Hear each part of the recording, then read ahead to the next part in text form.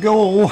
The microphone is on. Happy Sunday, the 8th of September 2024.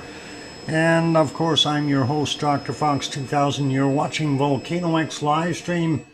And thank you for the welcomes there. Hear you from Henry, and welcome home, Dr. Fox from King Colin. And thank you, Peggy. Good day, Dr. Fox, and good day, Peggy. I hope you're doing really well. Well, I know how you're doing. You told me earlier. The locust thing, that is a little scary, though. Hope you're okay there. And thanks, John, and hi to Sue. Hear me? Okay, awesome. Hello, Sharon Stewart. Good to hear you, see you. And hey, everyone, Grandma B is here on time. Holy Batman. Receiving you 5x5. Thanks, Piggy. That is awesome. Anyway, Sarah also popped in there.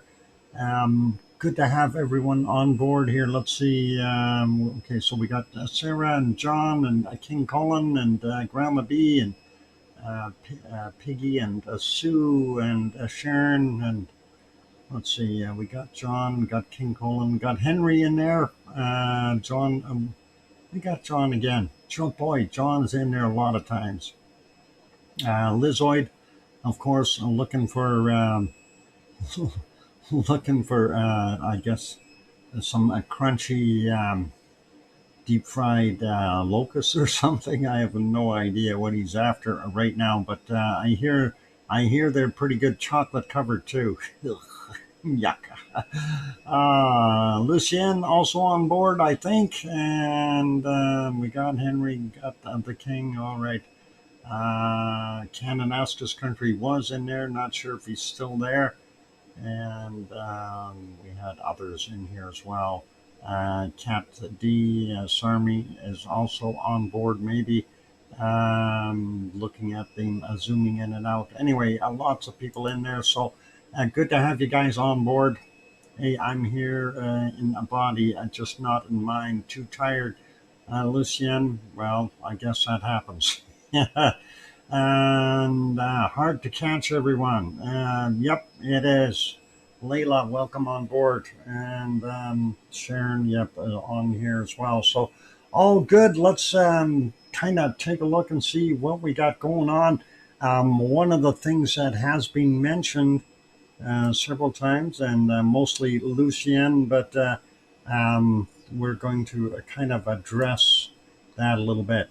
One of the things was he was looking at this here, and of course this is about where it erupted from last time, and we do see it steaming a little bit further to the north, but it's also steaming a fair amount to the south. If we go to the other view, I'm just trying to hit the right view. They've moved things around a little bit, so hard to tell what's what. Let's see, is this the one?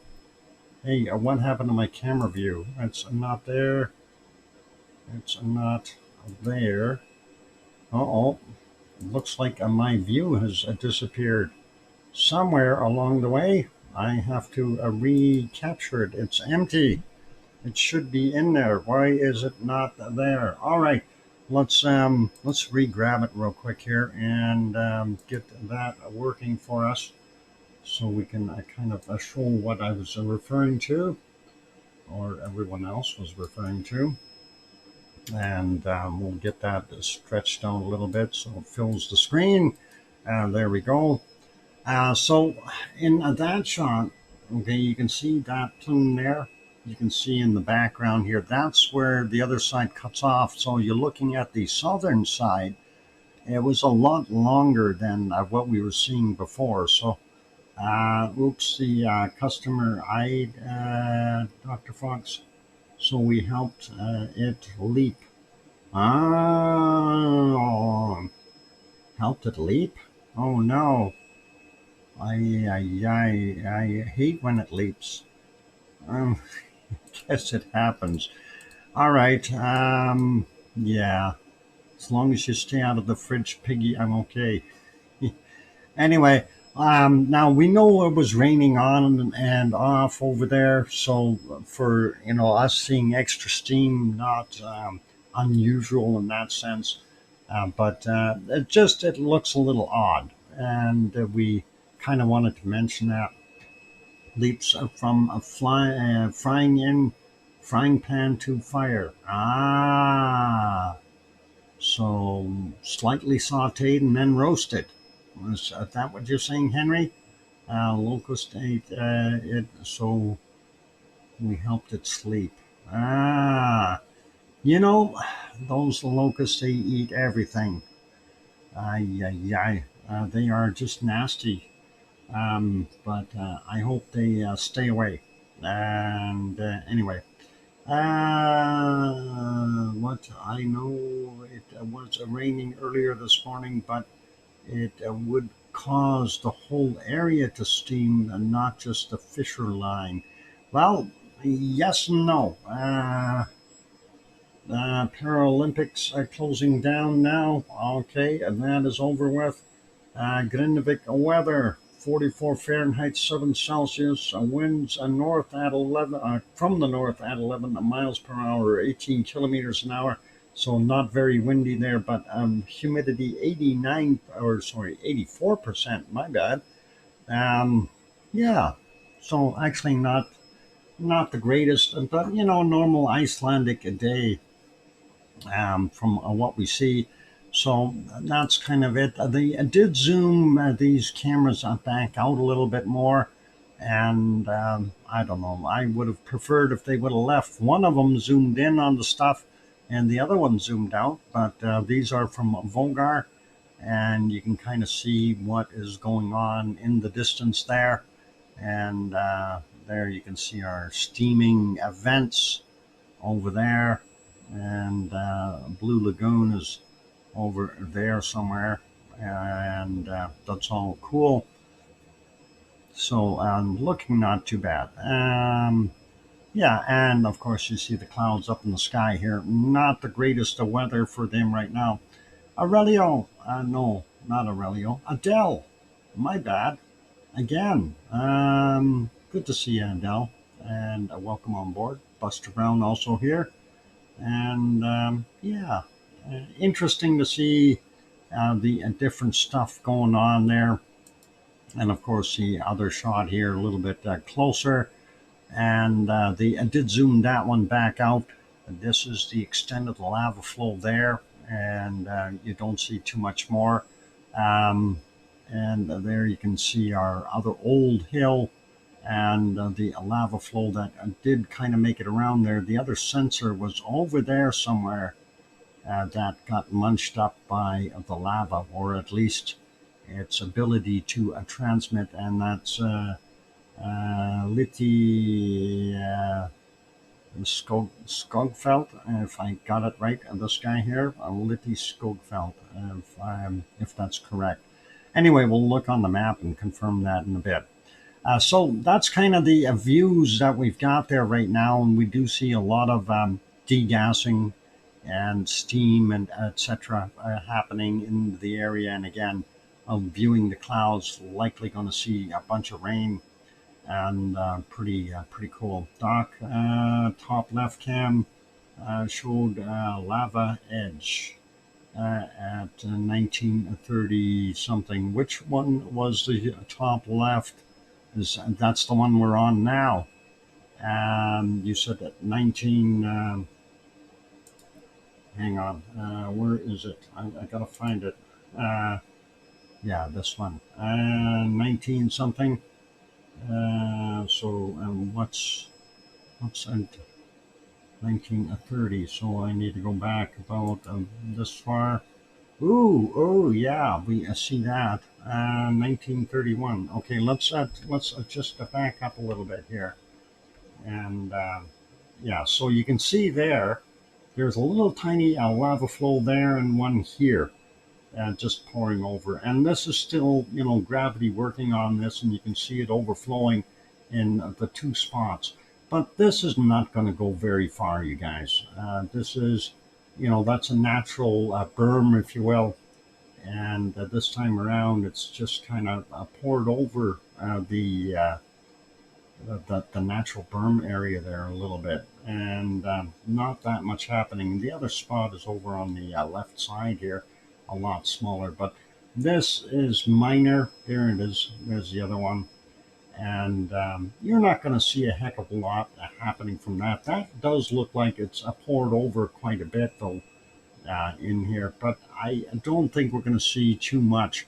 That's one piece of, well, we got two pieces of bacon, one full one and one partial one there. So that's what we got. Hey, is Wonky Donkey here? I didn't see him. Okay, so that is kind of cool. Thanks for pointing that out, Kat. And that's interesting stuff. And that was right when they were moving the cameras. So pretty cool to see that. And we always love a little bit of lava flow, right? Some bacon, and that is nice. We like it.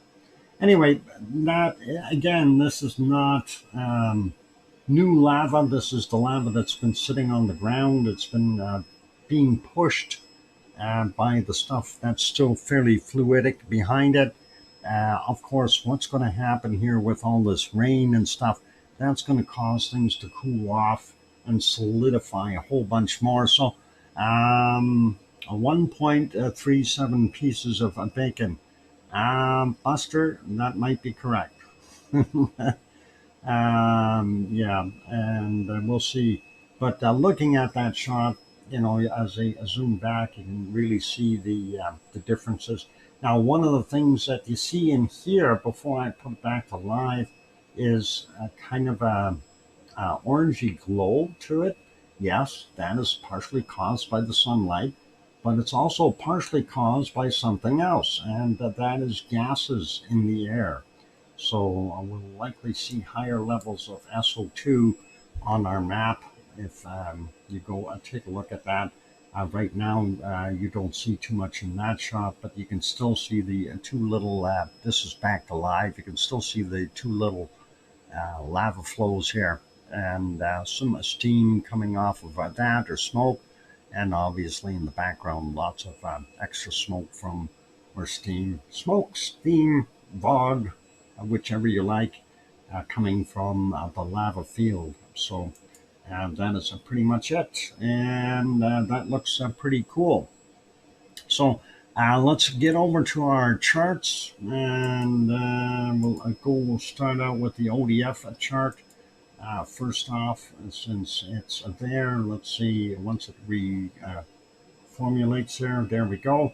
Looks like our magmatic had a little bit of an uptick up to just before noon, and then it started to descend, and somewhere around mid-afternoon there for them, it decided to pick back up. It kind of bottomed out, and it is a little bit on the way up. We're not sure where it's going to head.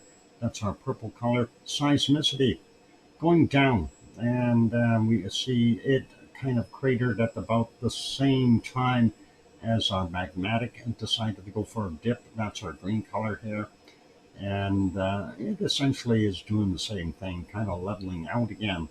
And tectonic, well, we see a few little spikes in here, and not anything really crazy going on.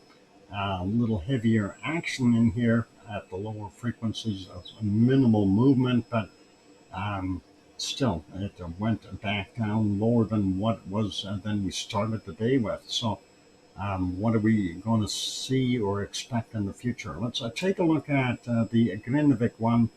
I think I passed it. Grimsey. There's a Grindavik. Okay, so Grindavik, a magmatic, purple color, up about the same place, and drop back off just below that 4,000 line. Seismicity, the green one. This one was a little pre-leading the magmatic one by a little bit, and it happens on occasion.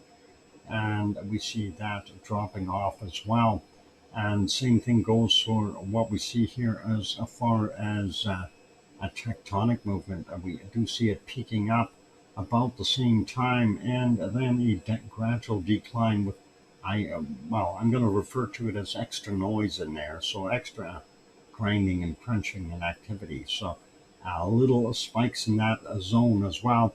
So not a heck of a lot going on as far as tectonic movement. So likely going to be low in quakes. Let's take a look at the uplift. And since this is fairly redone and new here, that is updated. At least I think it is. I'm going to do that again just to make sure. There we go. And we are seeing an increase. I mean, overall, when you take a look at where we were at to where we are now, it definitely is increasing. It's come up, but it is a very slow increase in regards to, when we take a look at the incline in here versus the incline here. This is a lot shallower. It means the uplift is slower. I'm assuming that we will see that speed pick up, or the curve to go up a little bit higher once it starts going, getting more and more magma in it. But for right now, it's a very gradual. And if it stays at this pace, though, we're looking at Christmas before we see another eruption, at least sometime in that general area of time. We'll see. And depending on how quickly this picks up speed as far as the uplift itself is concerned. Arian 7, welcome on board. So, yeah, uplift pretty okay looking. Let's get over to the earthquake map. And I got to get on that one real quick. Looking at what we got going on, 59 earthquakes in all of Iceland in the last 12 hours. The last 24 had 151, and a lot of that was down here out in the open. And this is something that we didn't really notice before. Before we get into this too much, though, I want to say hi to our wonderful moderators, Arizona Snowman, and Piggy, and Sue, and C&D Boy, and Yvonne Kunkel, and Gura, and Siggy, and Gary at 24/7 Live. These guys, thanks, mods, for being here. And thank you all for joining on in. So, yeah, earlier today, we did have a few good-sized quakes.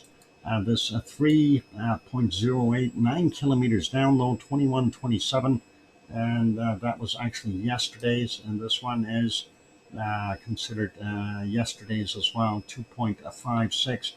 So those happen right at the end of the day. There's a bunch of them in here, some 1, 2, 3, 4, 5, and 6 over magnitude 2. One very, very close, or a couple of them to magnitude 2. The rest were 1s plus. So that's kind of what we see in that area. Interesting to see that way out there, but let's drop it down. And again, over here, you see majority of that late activity was in Fragile Felt. It wasn't over here where our eruptive zone is. And I was right. There's that little hill, and that's where that other sensor is. At least I used to have sensors on this map. What happened? Oh, hang on. I forgot. I had to reboot this morning. So those got wiped out. Anyway, over here, we didn't see that Liti Skogfeld. Lita Skogfeld. There, we get it right yet. And that little hill is 47 meters in height. Gives you a little bit of an idea. And our lava flow, of course, is out here. So anyway, let's put this back on 12 hours just so we see what the current activity is. And again, we see majority of it is in Fragile Felt, where especially this area here, where I figured the other sill is that is feeding Schwarzenegger. So what do we got happening? 0.42, 9.1 clicks down, 1516. 0.43, 8.5 clicks down, 1606. 1525, 0.39, 9.2 kilometers down. 0.65, 7 kilometers down from 1526. 1533, 0.28, 8.5 kilometers down. 0.52, 6.8 kilometers down, 1410, and a 0.96, 5.6 kilometers down from 1553, and up in the north here, 0.41 and 7.8 kilometers down from 1614. So kind of makes you wonder, okay, what do we got going on there? Those are all between 6.5 and 10 kilometers down. So is that where our sill is and doing its thing? Then we've got a few more on the other side here. And this is a 0.35, 4.2 kilometers down, 1557. The other one beside it, a 0.35, 5.9 clicks down, 1602. And the one even further to the east here from 1526, a 0.4, 7.7 kilometers down. And again, looking at the depth, you kind of have to wonder, what do we got going on underneath Fragedalfjall that's so interesting? And is it that where the feed point is? That is feeding the sill, and the sill is feeding the dike, and the dike is making the lava go out. And that's kind of what we got. Anyway, to the northeast, moving a little bit east, and to the northeast of Kliforvatn, a lake or Krysovik area, we have a 1.25, 7.4 kilometers down, dead on the money as far as the plate tectonics goes. It's right on the plate boundary according to this, 1336. The other one here from 1427, a 0.73, 6.1 kilometers down. Then we got a 1.18, 7.3 clicks down, and a 0.43, 5.9 kilometers down from 1133. Then we got a bunch of activity up here. 1.1, 1.7 kilometers down from 959. And then this gauntlet of stuff. Again, Senfeld has got a few things happening. So 1.4, 2.9 clicks down, 36. This one from 1934, 1.3, 2.9 kilometers down. 1.5, 12.8 kilometers down, 1514. 0.59, 9.1 kilometers down, 913. 0.45, 12.6 clicks down, 1520. 1.1, 5.8 kilometers down, and that's 1034. This 1.1, 5.7 kilometers down, 1929. And an older magnitude 1, 6.4 kilometers down from 1038. Now there's a few others over here, and again, unrelated maybe, but who knows. 1.1, 3.6 clicks down, and that's a 1206. And this 1.07, 4.9 kilometers down from 1355. Magnitude 1, 7.1 kilometers down, 952. 0.93, 6.3 clicks down, and 928. 0.9, 5.1 kilometers down, and 928. And a 1.1, 5.1 kilometers down from 1018. So takes care of those guys. Looking over here, we don't see anything at Hekla. We don't have anything over at Eyjafjallajökull. We do have two quakes here at Katla. This is a 0.6, 1.1 kilometers down, and 1004. The other one a 0.89, 8.8 kilometers down from 1454. That's a fairly deep, so nothing crazy. Over here at Grimsvatn, we have a couple of them, and this is a 0.9, 4.3 kilometers down, 1908, and a 1.2, 7 kilometers down, 1259. and those aren't exactly on the volcano. Well, they're out there though, very close. The other one, two here from Bardabunga, we got a 1.5, a 1.2 kilometers down, 1428. The other one, a 1.1, 1 kilometer down from 1127. So that's those guys there. Not a surprise to see more quakey stuff there. Nothing happening at Askia. Hildebrand has four little ones, 0.91, 3.5 clicks down, 1308, 0.56, 4 kilometers down, 1309, 0.28 from a 1240, 3.1 clicks down, and a 0.68, 3.8 kilometers down from 1308. And we leave those and go up a little bit more. We got a 0.5, 400 meters down, and that's from 2010 there. And looking at the other three, we've got a 1.62 in magnitude, 10 kilometers down, 1416, 0.8, 13.6 kilometers down, and that's 10:15 a.m. And this is a 0.8, 5 kilometers down, 11:49. And those are all Icelandic times, and just so you know, it's not our time like on the other maps. So yeah, a majority of the activity over in Fagradalfjall, which is a little odd, I guess. Well, maybe it's not odd. If that is where the supply sill is, of course, again, my hypothesis is that we have that chamber down between 15 to 16 kilometers down lower under Fagradalfjall and kind of underneath Ragnar there somewhere. And that is supplying a sill that is between 7 and 8 kilometers down in that region.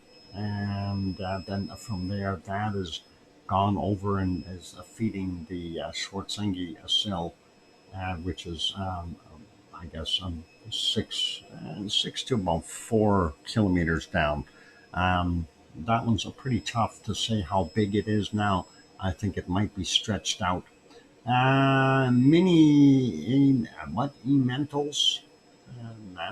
Mantles. What happened? I bought what? Uh, I got bought by a giant corporation. Oh, it got bought by a giant corporation, so all the good selections no longer get stocked. Isn't that the way it works? Some a good company buys it and they mess us up. We're talking a cheese. Yeah, go figure. All the good cheese goes away. What do you call a guy that makes cheese? I know you call a guy that makes chocolates a chocolatier. What the heck do you call a guy that makes cheese? A cheeseateer? I have no idea. Cheesemaker? Um, in Wisconsin, limiting a cheese choices.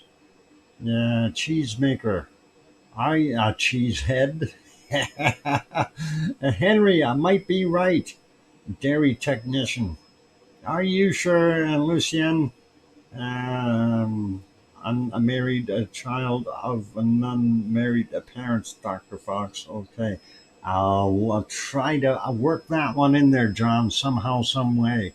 That'll be a magic. Anyway, let's get us back over there. It is time for me to go for a break. And glad that everyone is on board enjoying themselves.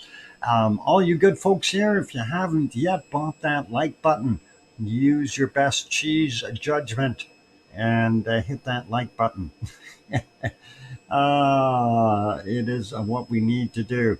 And of course, if you have not yet subscribed, if you're lurking, peeking on in, and you're finding this really cheesy, please do subscribe. It is well worth it. The flavor and aroma will set you off or on or sideways.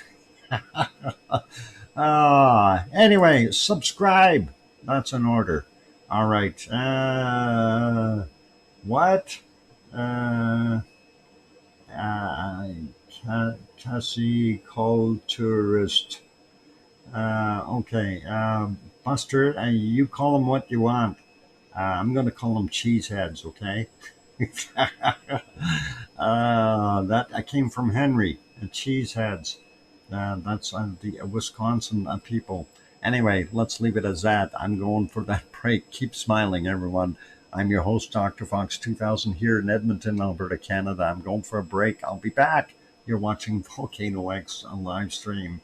Don't go away. Thanks.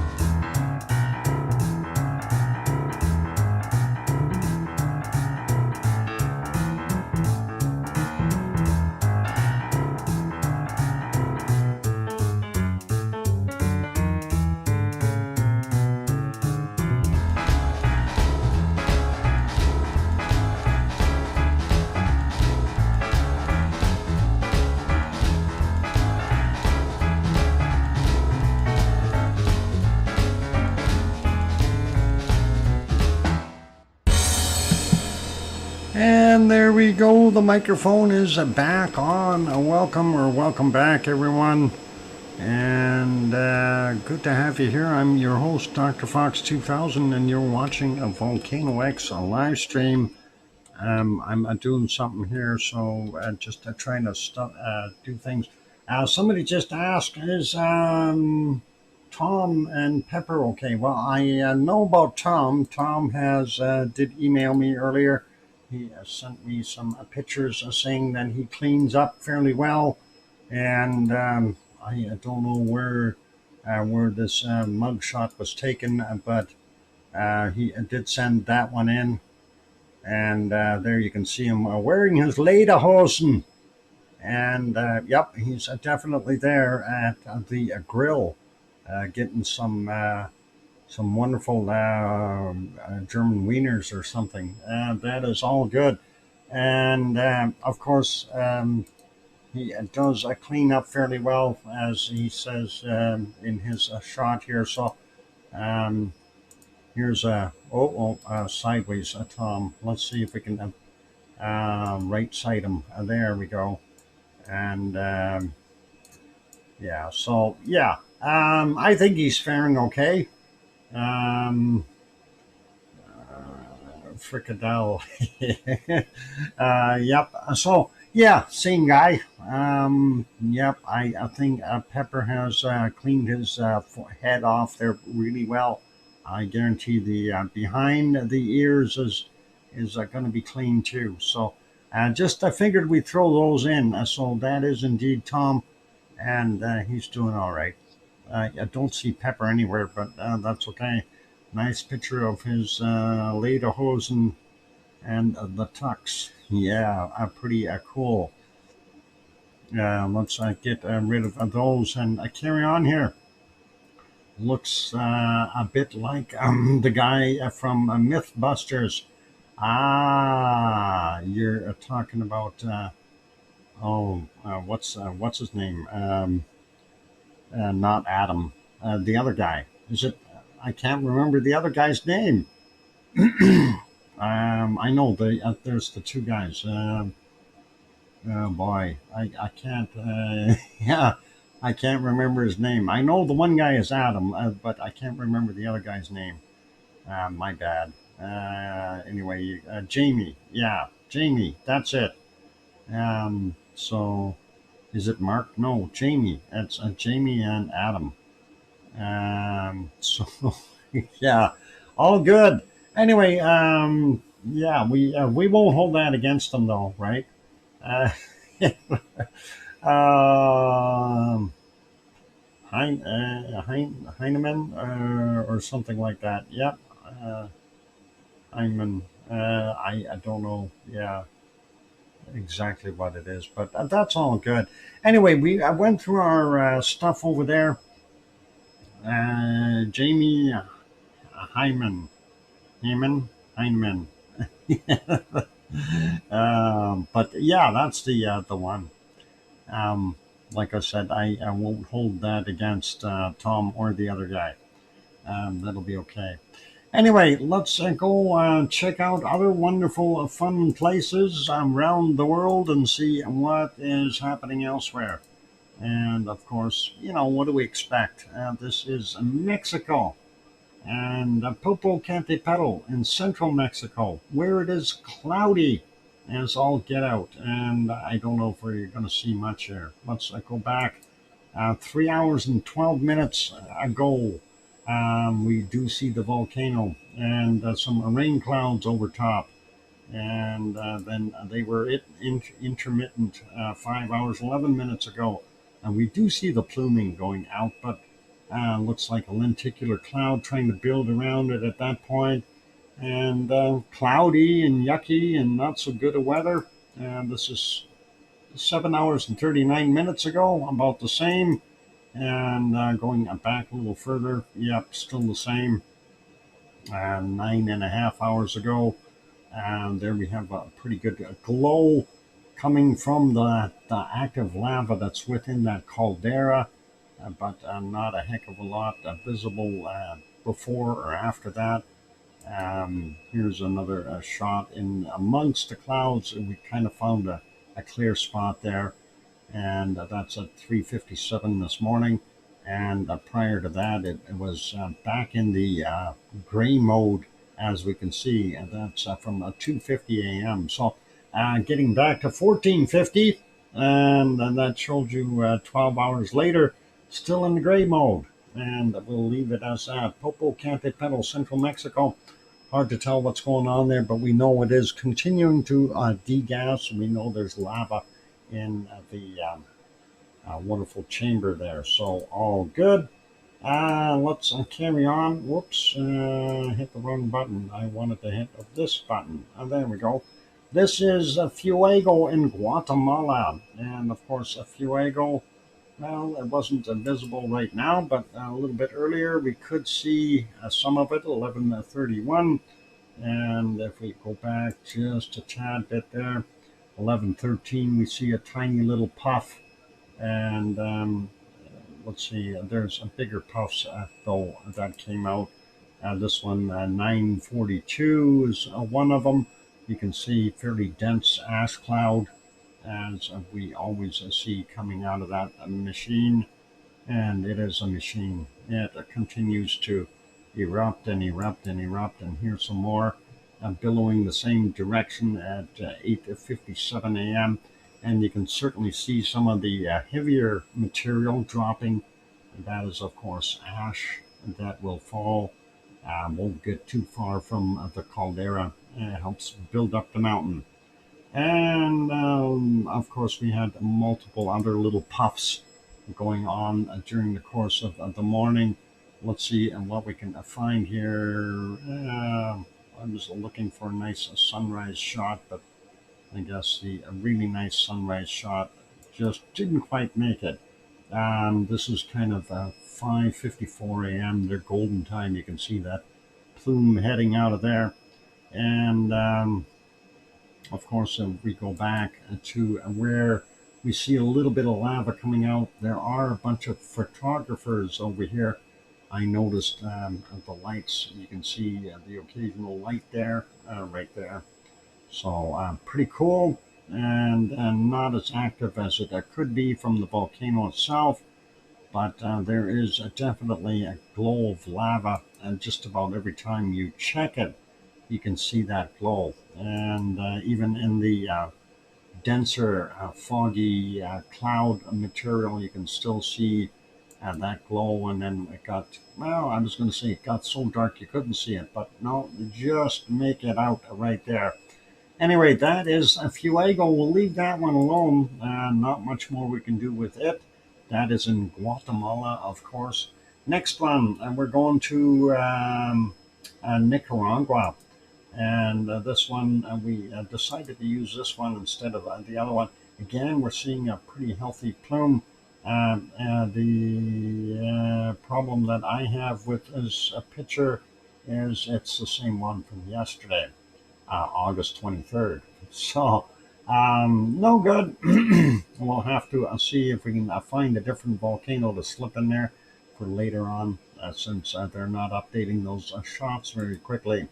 Let's go to the other one. This one is also in Nicaragua. This is Messiah volcano. Unfortunately, so much gas is happening in here that you can barely see what's going on. There is active lava down here in the caldera, but also a lot of steam and gases and other fine things you don't want to be breathing. So pretty cool. And I'm noticing this crack is getting bigger. I've seen that crack before, and it was very thin. So we may see this piece here drop off, and that'll be interesting to see if it does.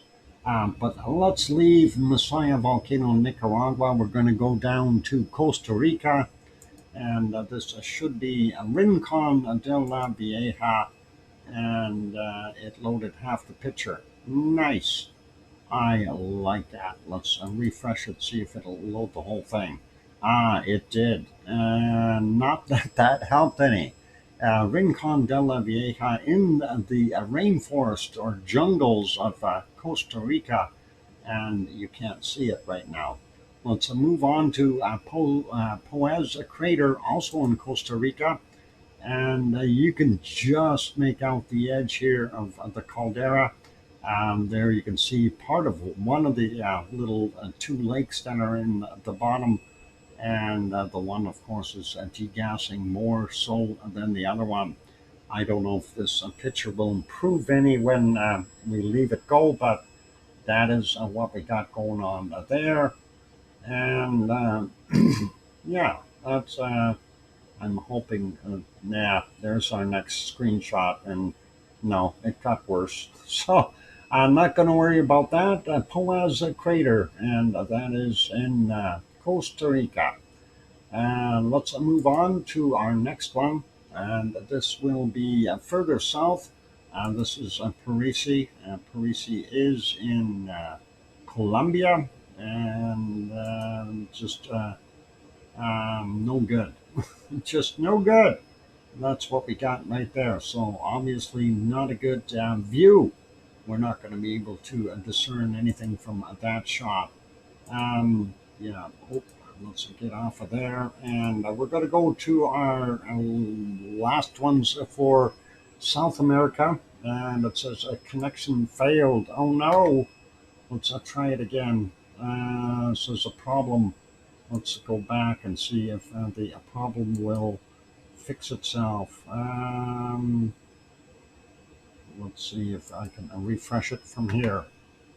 No, still failed. All right. Apparently it doesn't love us. Refresh. No. No, not going to work. Okay, so secure connection failed. All right, I don't care, but I wish we could see it. Let's leave it on here. It is just about break time anyway. Hey, what are they selling here? Attend a demo, get a Yeti mug, ditch your NVR or DVR, and see how Verkada's plug and play solution works for your business. Plug and play. You got to worry about somebody else's server and the internet being up all the time instead of having your own recording locally. Okay. Well, I'm old school when it gets to that. Let's leave that be though. Let's put us back here into Iceland. It is time for me to go take a break. So just wanted to point out we do have some lovely lava still showing on our one screen there. And that is, of course, I think, which camera is it? This one? No. How about this one? There we go. You can see that. Actually, I'll leave it on here for the break so you can see that glow of lava. And as mentioned before, this is Lita Skogfeld, the small one. And of course, the other one is hiding behind it, but we can't really tell where the top is. It's over there somewhere. And that sensor that got burned out was over here.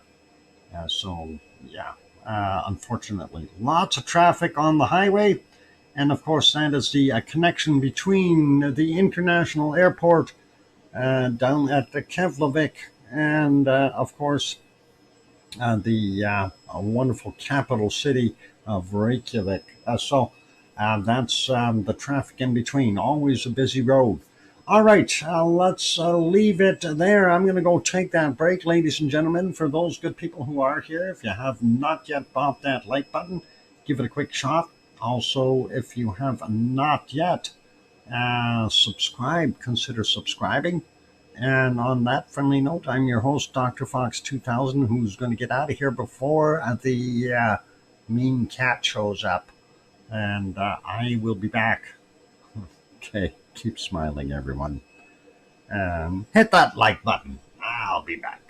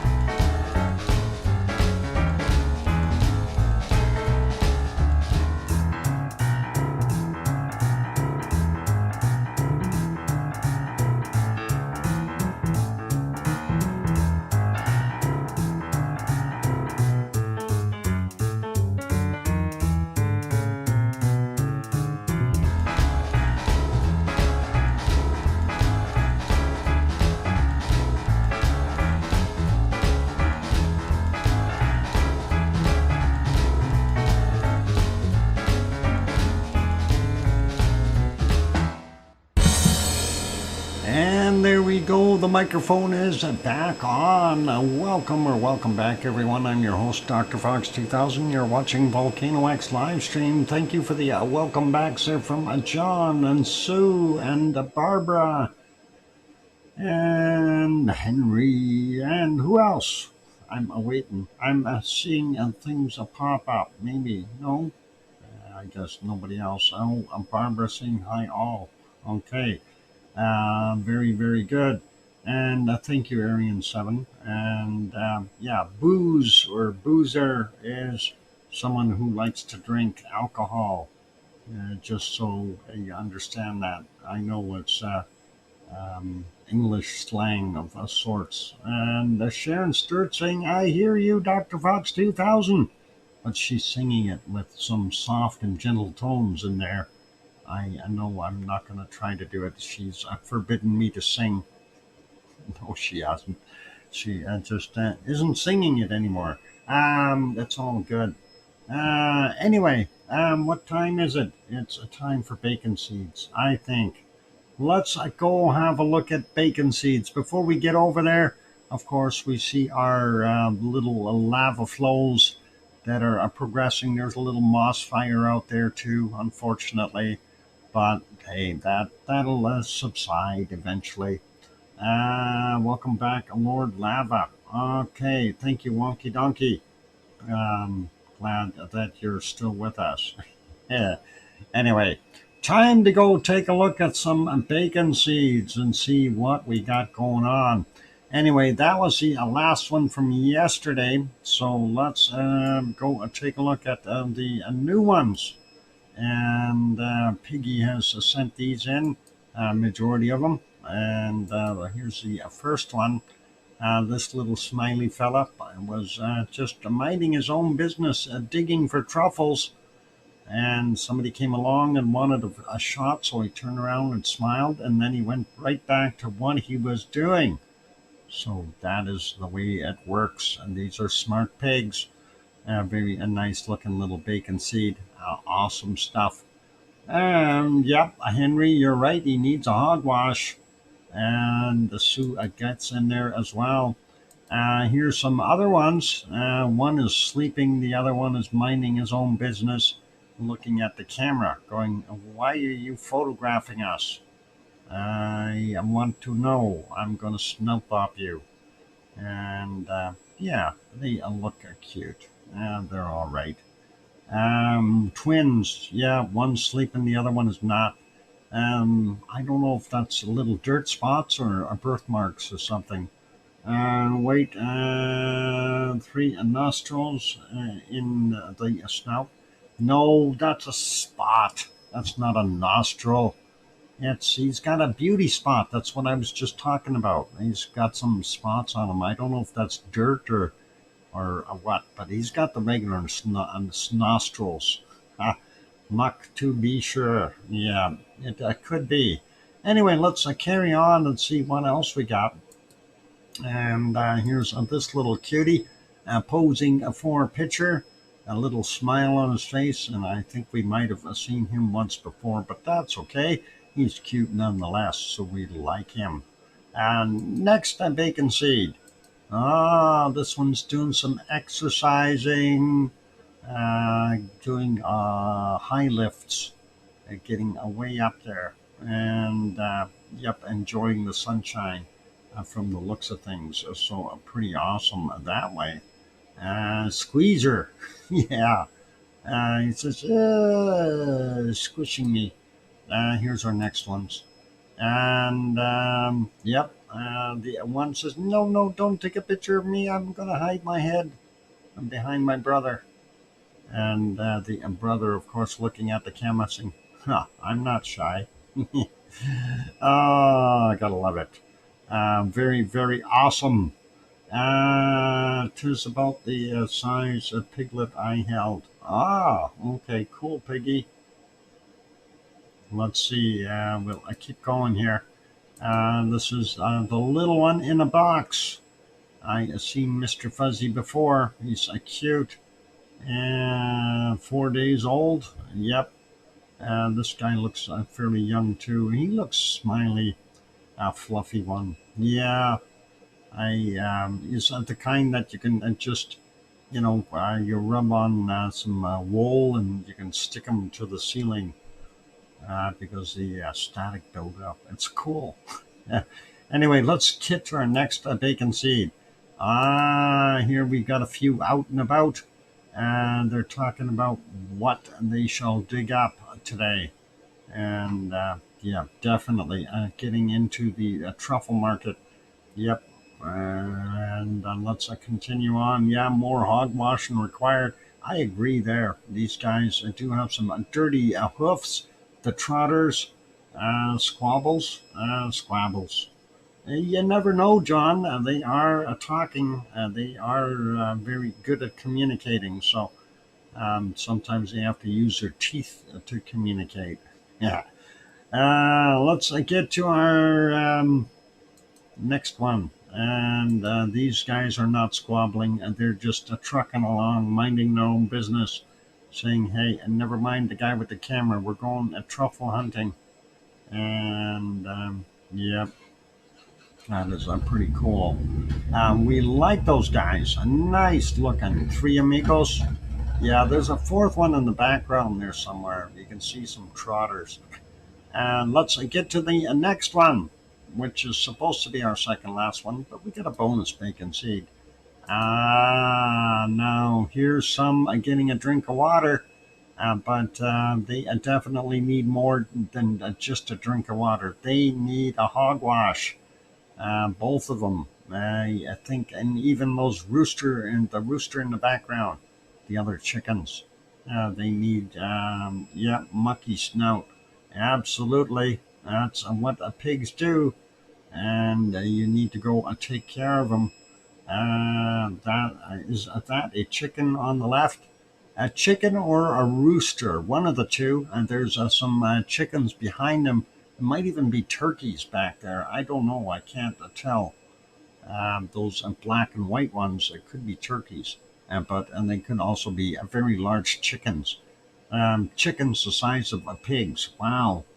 Yeah, fowl bacon. Yes, I totally agree. Yeah, you can have a little bit of bacon on your ham hocks, or sorry, on your chicken wings or something. Anyway, let's. This is supposed to be our last bacon seed here, and these are in the basket. There's a whole bunch of them. Hard to count. It looks like 1, 2, 3, 4, 5, 6, 7, maybe 8. I have no idea. There's lots of them in that little basket. And basket o' bacon. Yep. Let's go and take a look at our bonus bacon seed. This is number 7,900, this one. Bonus bacon seed. So these guys here, they're out. Now there's 4 of them in there. They're out in their stroller. They're going for a stroll. Yeah, like that is going to happen. Bacon seeds on the stroller. In the stroller, the one with the black on his fur there, in the front left, he looks just absolutely weird. Very long smile, but they're happy. They're going somewhere, and yeah, there's I don't know how many's in there. Babies, yeah, you got to take care of your babies. Now, since Piggy sent these in, and of course there's some funnies as well. So let's go and take a look at these funnies. It says, it's been a rough week, but I made it. How about you? And yeah, wow. That's a very photogenic. Um, I don't know what to call it. Piggy sent these in, but yeah, that is pretty wild. Who stole my mirror pics? Dog wash. Yep. Uh-huh. Let's get to the next one here. It says, I've been good. I've been a badder. Many times a thinner. Lots of times a fatter. There's stuff I remember and stuff I forget, but I've always been me. What you see is what you get. All right. So that is a kind of a neat saying. All good. Let's go on to the next one. And this is for all of you who need to um, think about things. Anyway, it says, Dear Dad, I carry your love in my heart always. I miss you. And for those who missed their father, that is something. So I hope everyone is okay with that. And our last extra, and we'll go here. It says, life is short, uh, time is fast, no replay, no rewind. So enjoy every moment as it comes. And that is awesome. I didn't mean to send that one. It was my dad's birthday. Oh, okay. No worries, Piggy. And you always have to remember those good things, right?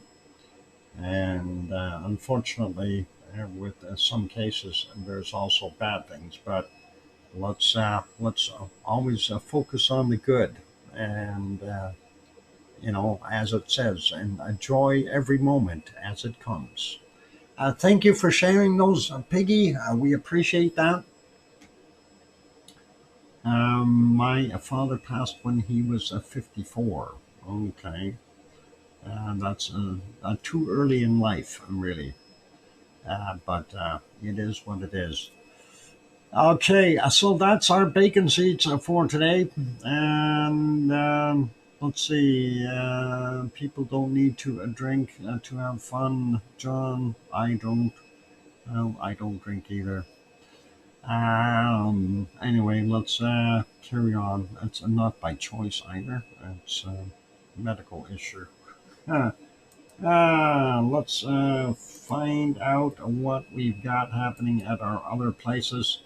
And specifically, we'll go have a look at Merapi next. So let's get over and see if Merapi will make us happy.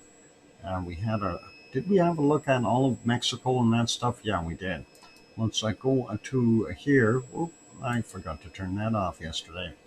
And that is Merapi, Central Java, Indonesia. And we can see the nighttime shot here, 4:22 a.m. there. They do have the color cam over in the small corner here, unfortunately, even though it is nice and clear.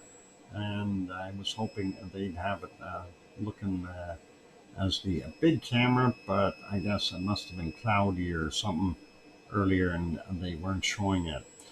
Going back in time here, I don't see a heck of a lot of visible lava or anything happening. If it is, it's hiding underneath the cloud work and very difficult to see through that thick soup. And if we go back a little bit more, that's exactly what we're seeing, a more thick soup. So all good that way. Yeah, this is getting back. This is 5:04 p.m. their time yesterday for them, still to come for us here. And yeah, it was raining like the dickens. So let's move that all the way back to live. Although it is clear, we can see a lot of stars in the background, but we're not seeing a heck of a lot of lava coming down the hill. The occasional little dribble here you can see on the other cam. So that is about it. Unless that one is just stuck down on the bottom there. Yeah, no, it's moving as well. So they're all good, and nothing major happening at Merapi. We'll make that one smaller. Let's take a look and see if Madam Rutsa has any updates on Taal. And she has one for September the 8th. And that is at 4 p.m. in other words, yesterday their time, but still on the 8th for us as well. And there you can see Taal from this angle. We're not seeing a heck of a lot of pluming or anything like that. It looks pretty good. Looks fairly windy there by the waves and so on, but that is all good. Dr. Fox on birthday. Birthday. Whose birthday? Throws a birthday, a cupcake at a Billy Bob Joe. Birthday alert. Uh-oh. Whose birthday is it? And did I miss something? Happy birthday, and Billy Bob Joe. Billy Bob Joe, you finally told us. Okay, it's your birthday. That is cool. I don't have any cakes or anything like that. You're going to have to wait. We're going to have to find some. I can't give you a generic cake. Billy Bob Joe is 66. Hey, you can't even turn that around and make it less or anything. It's still 66. Anyway. So anyway, we're seeing a Taal, a volcano. That's all cool. And let's refresh this one and see if we can get a connection here and see our wonderful New Zealand shot. So the last one was a Taal volcano, Luzon Island. This is, um, um, well, is this working? It's buffering. Oh no, I hope it is working. It is. Okay, this, or is it? No, it's stalled again. It's buffering again. That's what it looked like at a Taupo this morning. At 10:25 is their time, and yeah, that camera's stuck. Cloudy over there. We can't see anything off in the distance. And let's see. Yeah, let's just take a quick look here at what we just got in the email.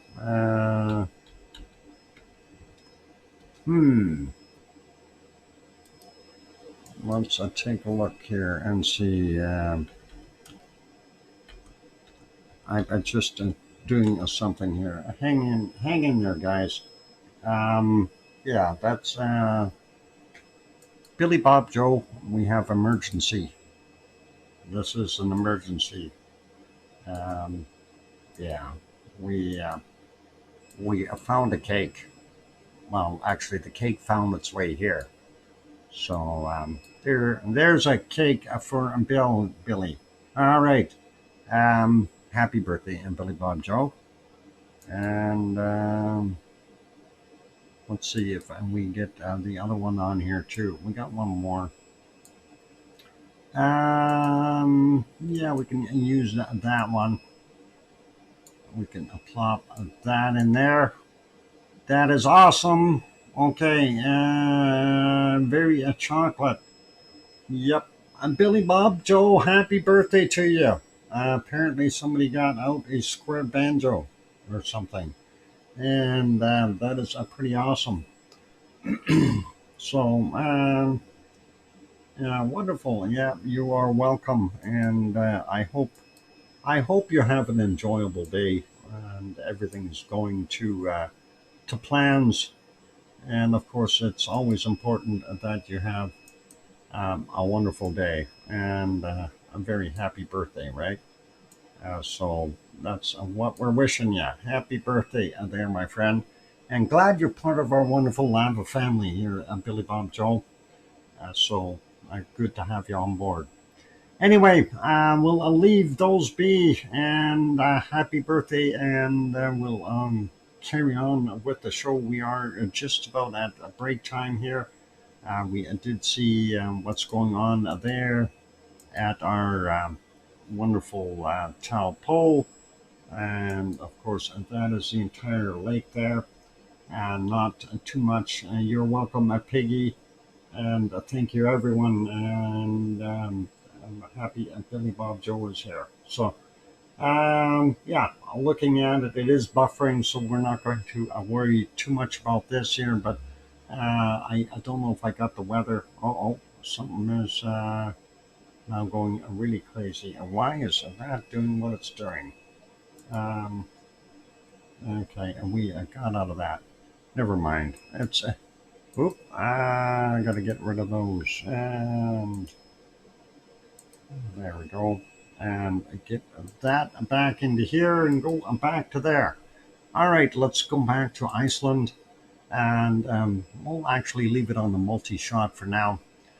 Gives you a little bit more to look at, some street lights and things, and all kinds of stuff there. So that's what we got going on. And in Iceland, I'm going to go take a break here. So everyone, and stick around. We got more to come after the break. Of course, we're going to go to Hawaii real quick, and then we'll head on over to Japan and see what's happening there. And then we're going to go do the volcano report. So hopefully that goes all well. Sneezes so hard his eyeballs will pop out. Oh, stick him back in there, Billy Bob, or not Billy Bob Joe, but Buster Brown, my bad. Yeah, Piggy, you have a good night. Hugs and stay safe and don't do anything crazy. And no, have lively dreams. No dreams of locusts or cockroaches or any of those things. Okay. Good night, Piggy. Rest well. And yeah, it is time for me to go take that break, ladies and gentlemen. I'm going to go do that. And of course, if just a quick reminder to throw in here for those good people who are here and might be leaving on ways out. Okay. All right. Yeah. Thanks for that, Snout Bob. And remember, next week, Monday to Friday, well, Monday through Thursday, the 4 days, we will not have a show because I am in Fort McMurray. And not much we can do about that, but it is what it is. I didn't win the lottery, so I can't quit my job. I have to continue working, and we'll be up in Fort McMurray for the week. We'll be back Friday to do the good stuff here to do our show. So hopefully everything will work in the meantime. And I was unable to figure out a way to get through that switch. I had a look today. It's not so easy. I need to get a different switch on my computer or cut on wires. I don't want to start butchering things and not have to work. So we're going to be stripping down everything else and only having the essentials running while I'm away. And hopefully that will stop it from freezing up, and we'll be okay for the week. I've also talked to my wonderful landlord, Dennis, and I told him I might be calling you during the week. And he said, well, if I'm here, I'm here. And of course, he's working on the lady underneath me here, Jean, who's in the hospital. Dennis is doing some fix-up work in her suite. So when she comes back, they're very good friends, by the way. And so she'll get kind of a nice surprise when she gets home to have a nice renovated suite, which is going to be cool.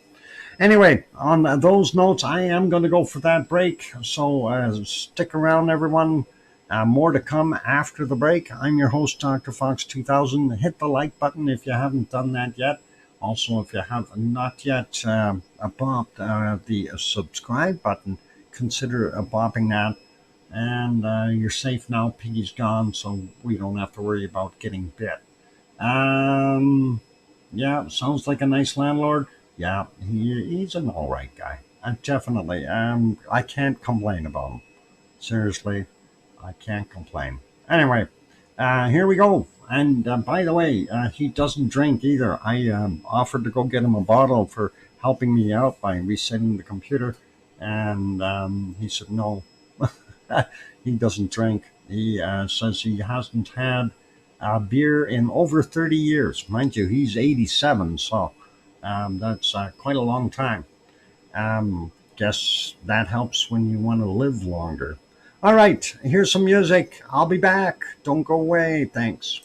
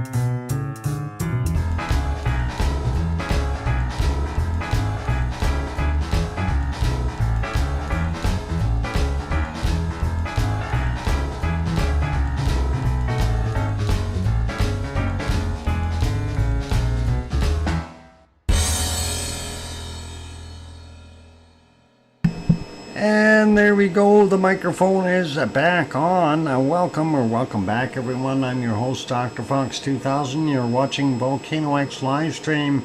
And yes, the lava monsters are creeping along the ground over there. We can see the glowing eyes. Thank you for the welcome backs there from King Colin and Sue and Buster Brown and Buster Brown. Wise precaution to do that with your boss, but I am pretty sure you'll be fine. So just keep everything in a positive note and don't let things worry you. I understand where you're going, and it'll be okay. All right.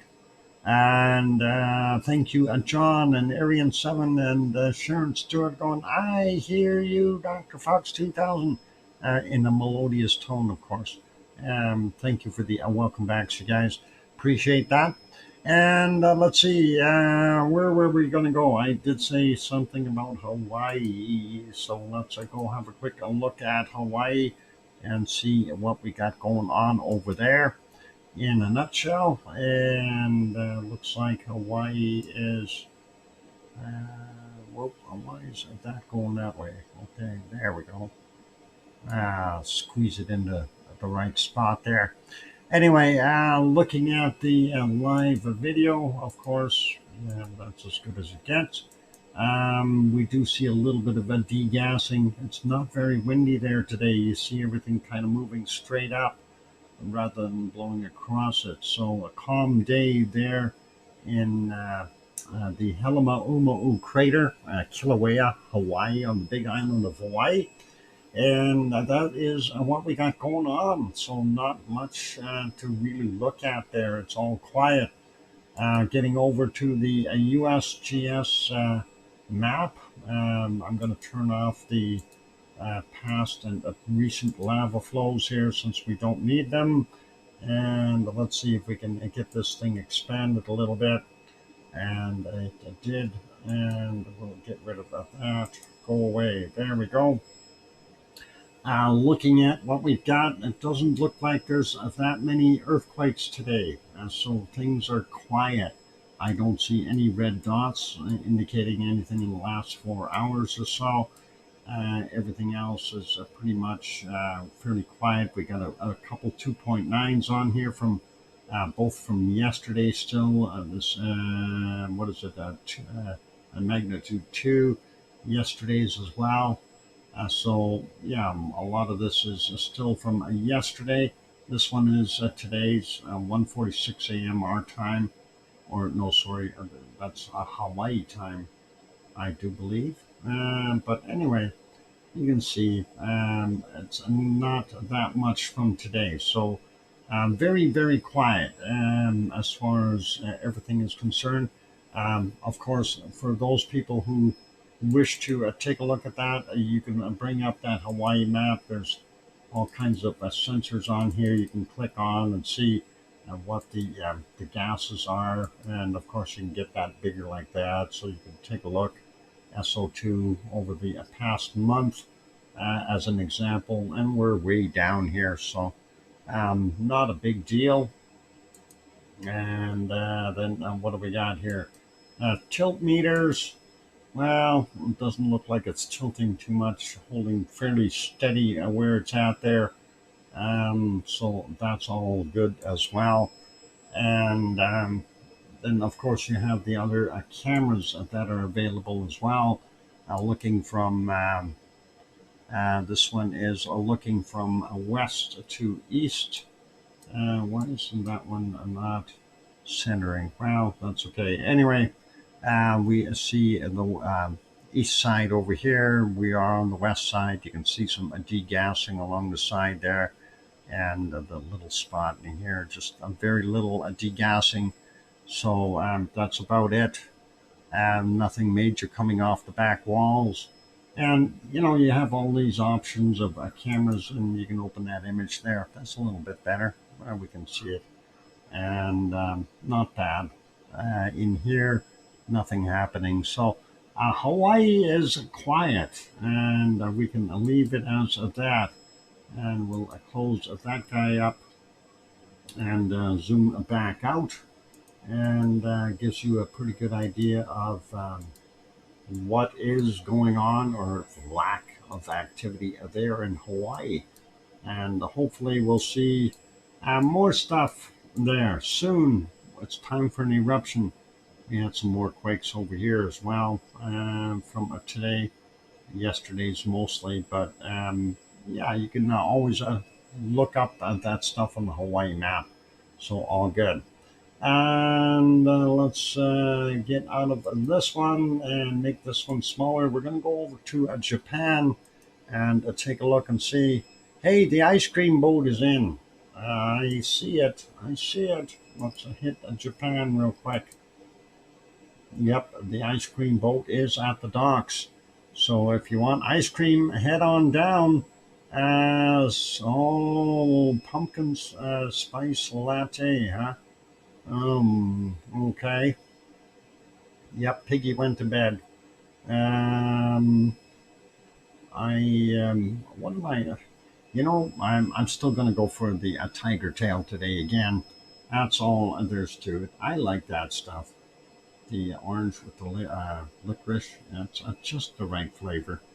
Anyway, looking pretty quiet over at our wonderful Sakurajima in the background here. And of course, Sue is going to go. Shaking. Is that an earthquake? Ay, ay, ay. Something shook. I wonder if they did have a quake. Just hang on. I want to see if there's another little shake to it. Well, we'll maybe have a look on our earthquake map and see if there was a close quake there. That didn't shake very long. It was very quick, so could have been something local, maybe a bird landing on it. You never know. Anyway, let's go take a look at some cartoons. No. Lulu. And we'll skip the Lulus. Anyway, there's your wonderful Sakurajima. And we're looking at it from the different angle here from over in Kagoshima, looking at the cone, the caldera up top here. Not seeing very much degassing at all. Going to go back here, trying to do it like an hour at a time. There you can see some birds, but hardly anything happening out of there. And this is about 2 hours ago. We are seeing a little faint glow in there, so we know we've got some lava happening, open lava within the caldera. Let's see if we can go back to about the 3 hours ago mark. Couldn't see it there. A little bit too much muck in the way. And 4 hours ago, we're going to see a little bit of glow again. And the stars are looking pretty bright. Let's go back to the 6 hour mark there. And I'm not seeing that much there at all. And let's go to about 8 hours and see. A little lighter in the background. 22:28 was the time from yesterday for them. In the future for us. And not that much happening there. And going back to about 10 hours ago, I don't see any degassing or anything like that. Beautiful shot of the Dipper from the Big Dipper itself as it's slowly moved along there. Which way did it go? Yeah, we can go like that. And that up here is Polaris, the North Star. Just so you can see, you go 5 times the length. No, that might not be Polaris either. Never mind, my bad. But that's the Dipper, and you can see if we move that a little bit further. You can see the Dipper coming into play. Yep, there you can see the whole thing now. That's pretty cool. All right, and there's some nice stars in there. Anyway, going back a little bit further just to check, looks like a little bit of a glow right there, but no eruptive lava coming out and getting back into twilight at 19:12 or 7:12 p.m. their time. We see a little bit of a degassing, very little at that. and sunset time here 1845. Again, very, very little gases coming out. Back to real life. That's what it is right now. Not much to see. Let's carry on. We're going to our next one so we can have the A&W Teamburger connection here. And there we go.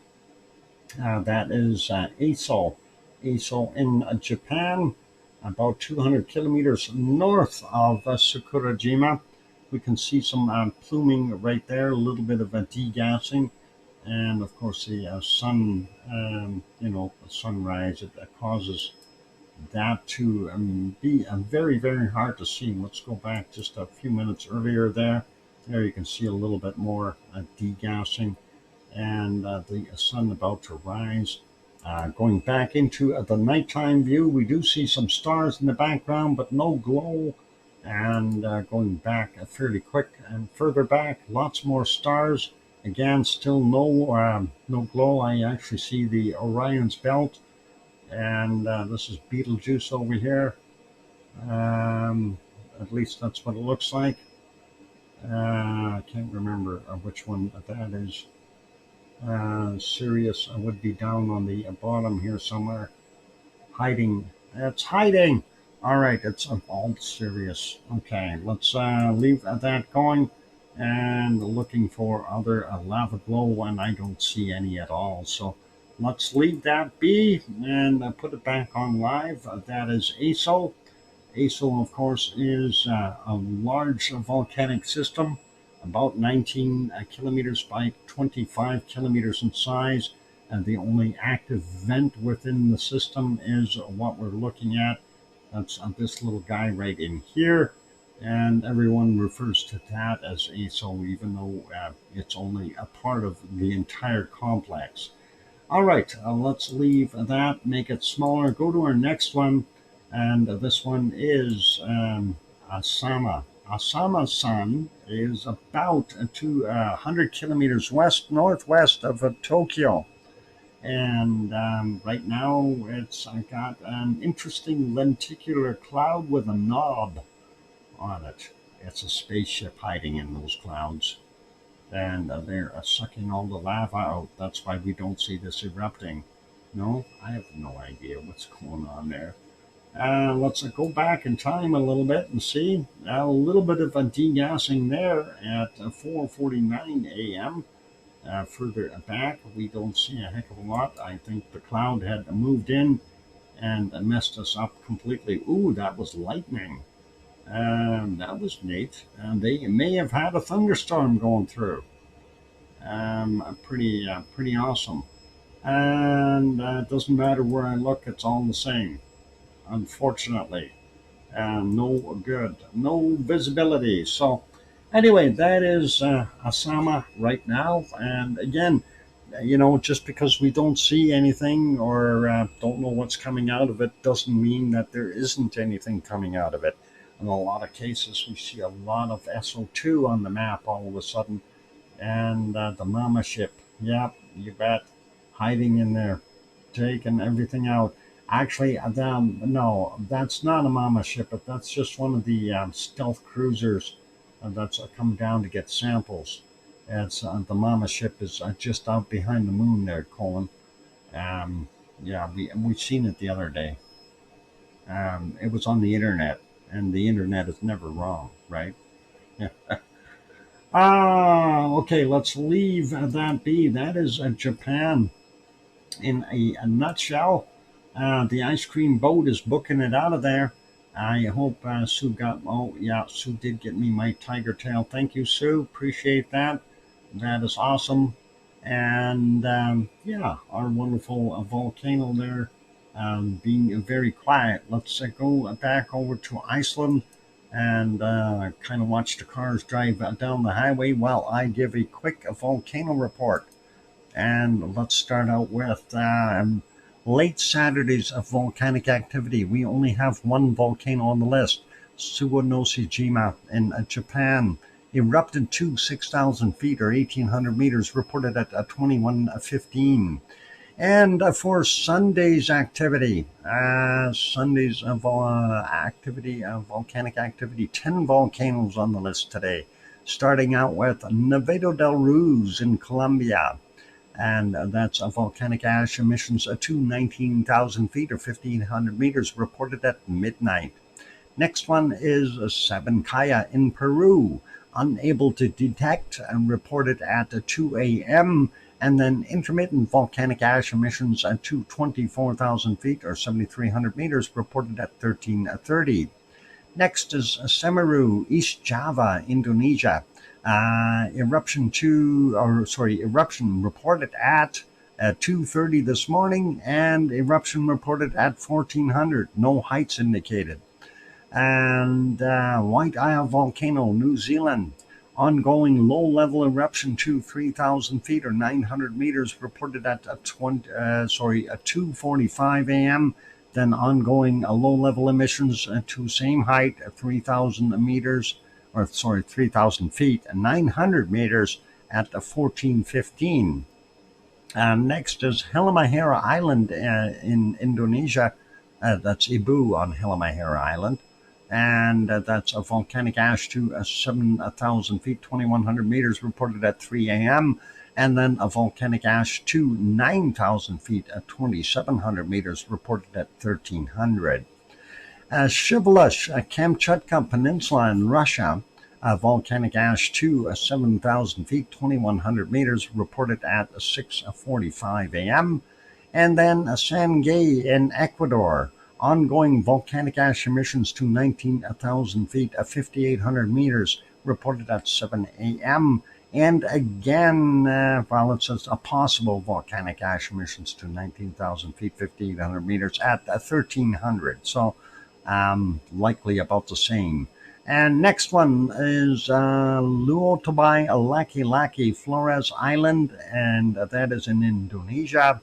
Volcanic ash emissions to 10,000 feet or 3,000 meters reported at 7:30 this morning, and again at 13:30 or 1:30 p.m.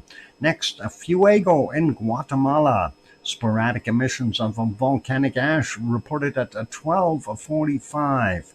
And the last one on the list, of course, Suwanoshijima in Japan. You'll never guess, but it exploded again. Volcanic ash cloud unknown, and reported at 1300. Wow. How do you know it exploded if you don't see any volcanic ash cloud? That doesn't make sense. Anyway, let's leave that be. Thank you, Sue, for the wonderful report. And we don't blame Sue because she's not the one who wrote this. She's merely the messenger. So, as the old saying goes, don't shoot the messenger. And she's doing an awesome job. But she gets like 4 days off. I don't know. She's going to be looking for things to do. But yeah, just remember, everyone, Monday, Tuesday, Wednesday, and Thursday, no show because I will be up in Fort McMurray. Friday evening, we will have a show as long as everything goes according to plan, and we should be all right. Okay, for now, that's it, ladies and gentlemen, and I'm going to go take a break. And when we come back from the break, we'll take a look at what's rumbling around the world with the earthquakes. And also then after that, we'll have a look at the SO2 and weather, whether we like it or not. I'll be reading my e-reader, catching up with book reviews. Awesome, Sue. Excellent stuff. Okay, on those notes, I will be back after a few songs. Don't go away. Keep smiling. Hit the like button if you haven't done that yet. Subscribe if you're liking what you're seeing if you haven't subscribed yet.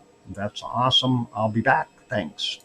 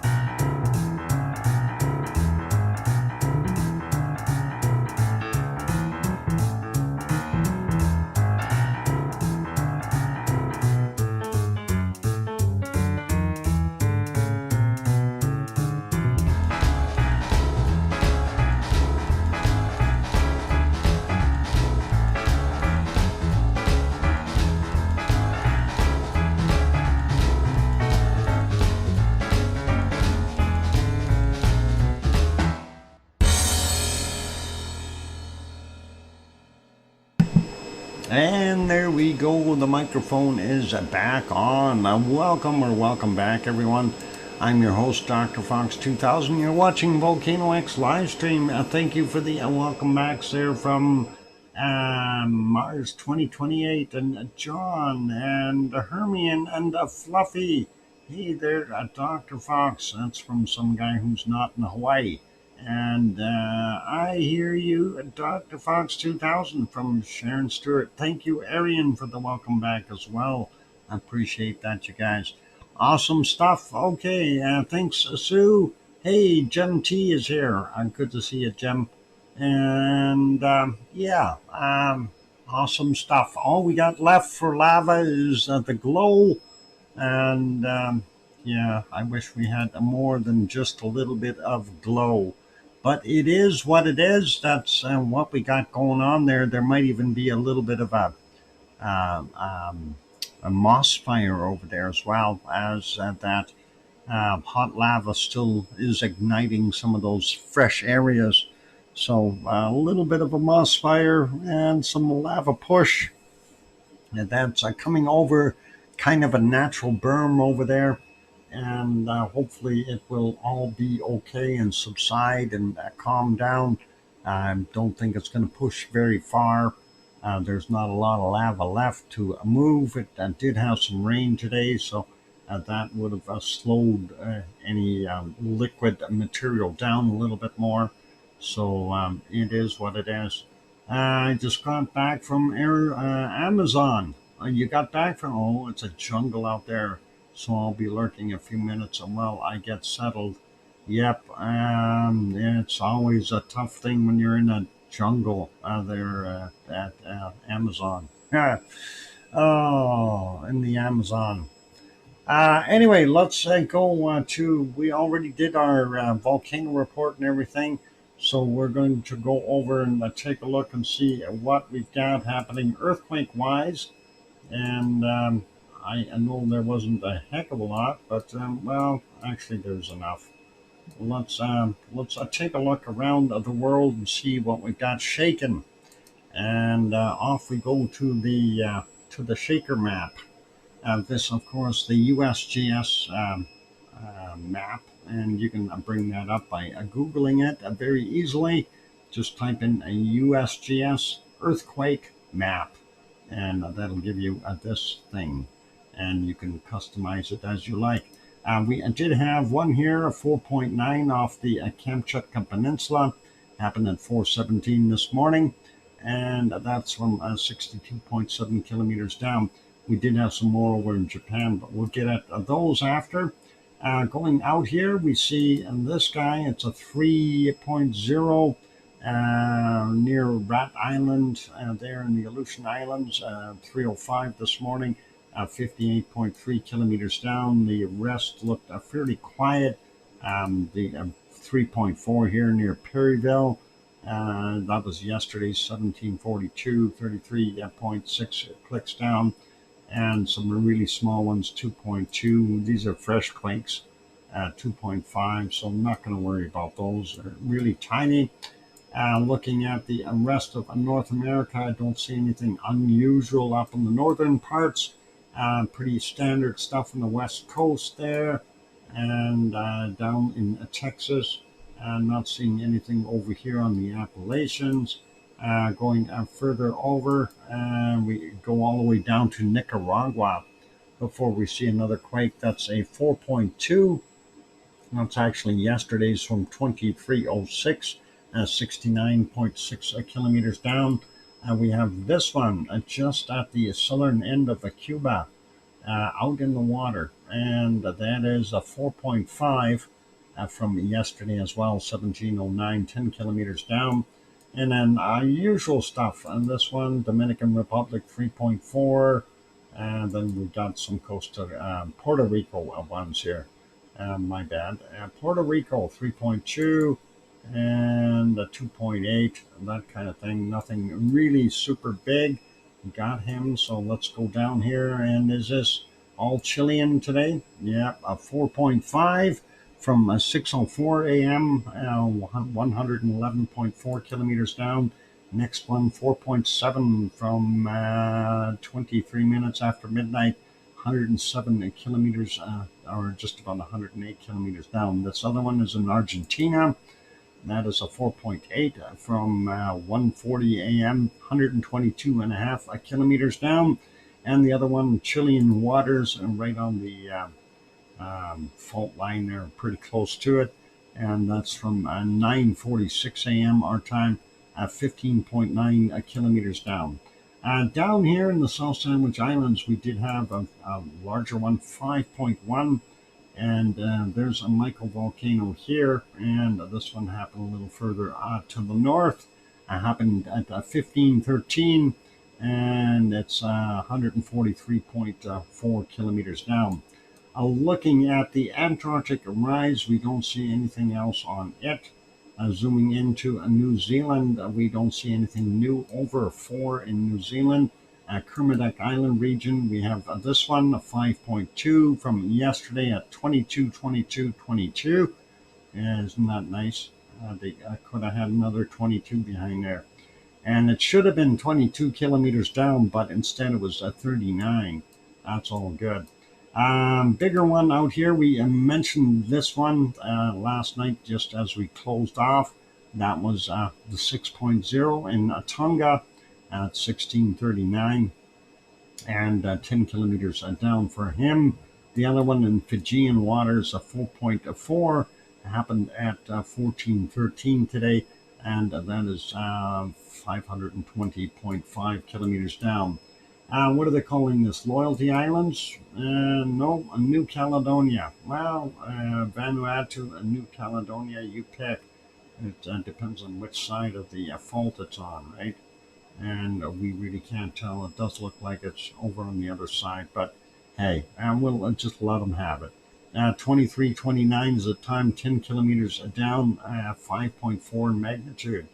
Northern end of Vanuatu, we have a 5.1 from 2045 yesterday, 55.3 kilometers down. The other one in the Solomon Islands, and that's from 8:53.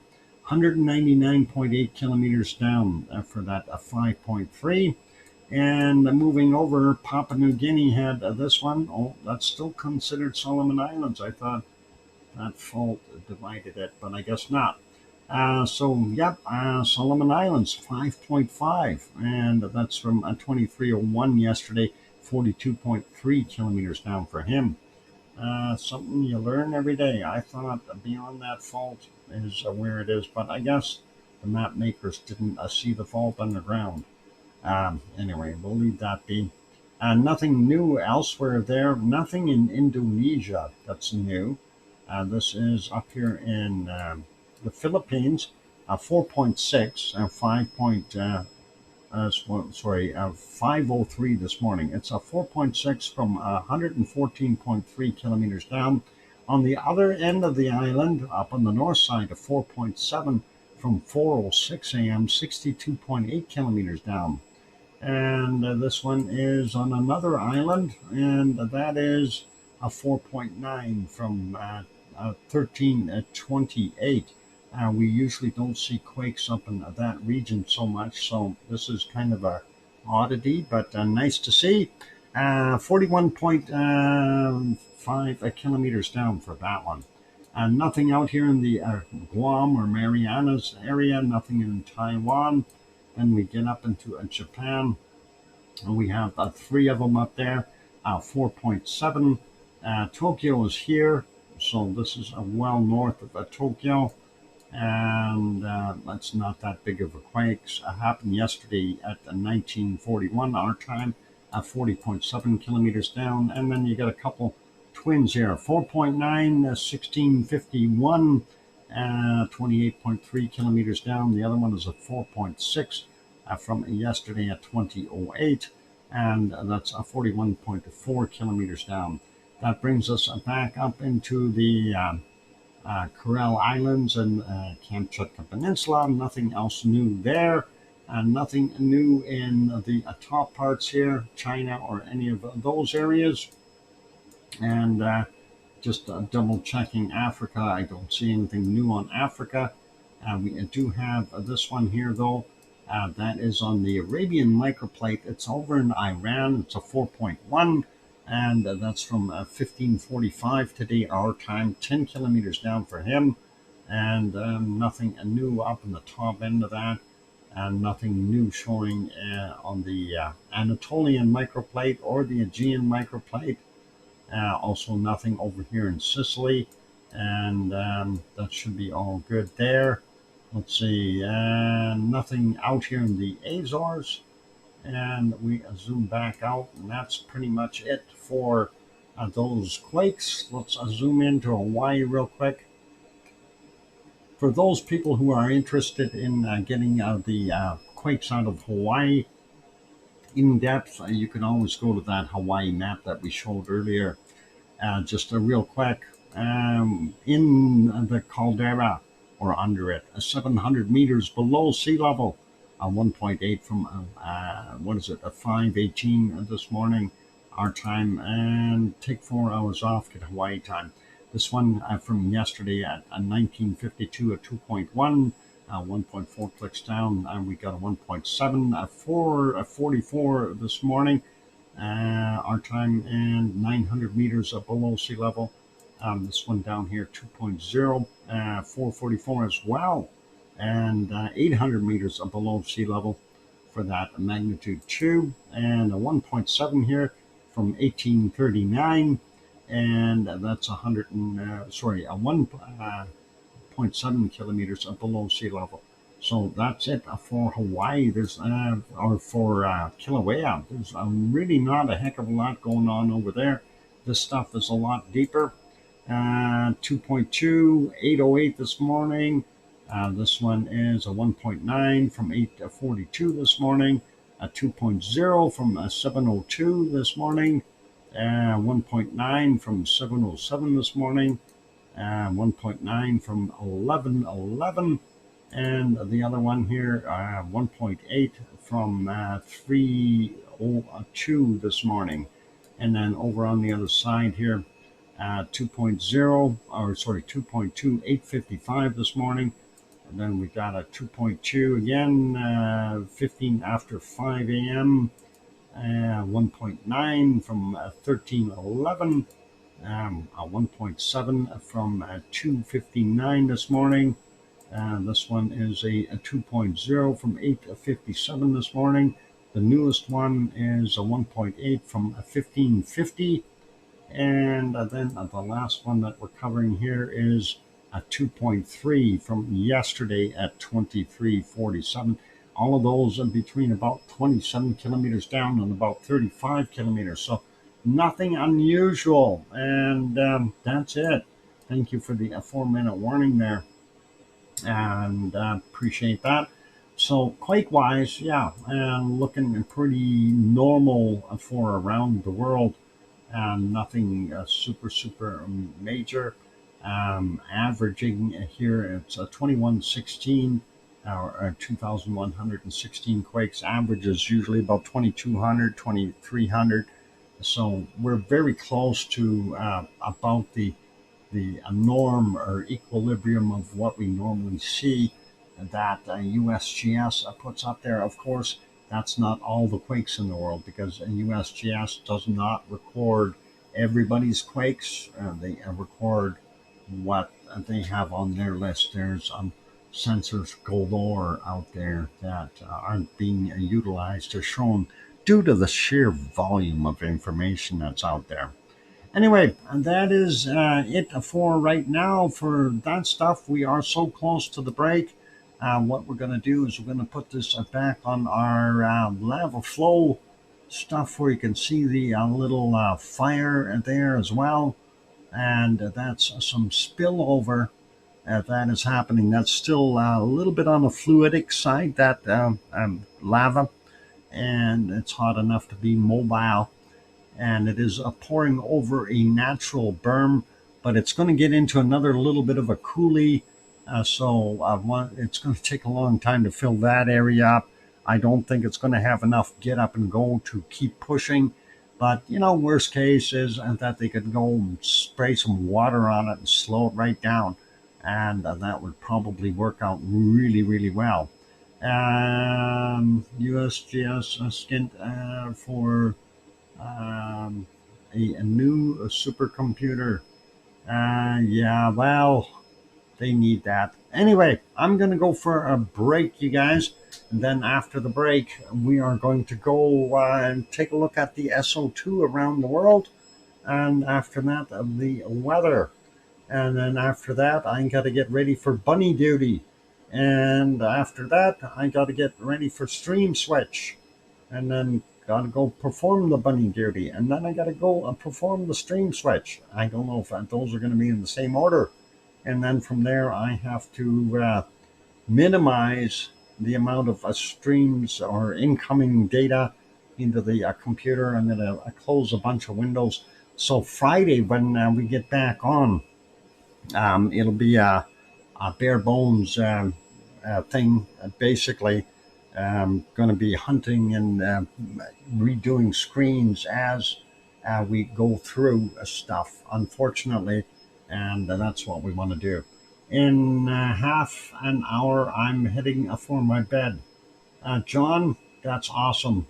And okay, still raining down there, Colin. It's supposed to stop all day for us. Not stopped all day. Oh, okay. I hope you guys get some better weather. All right, beautiful weather here, though. I'm not trying to brag, but for September 8th, and when I say we've had snow earlier than this before here, looking at my temperature right now at 32 degrees C, it's pretty nice.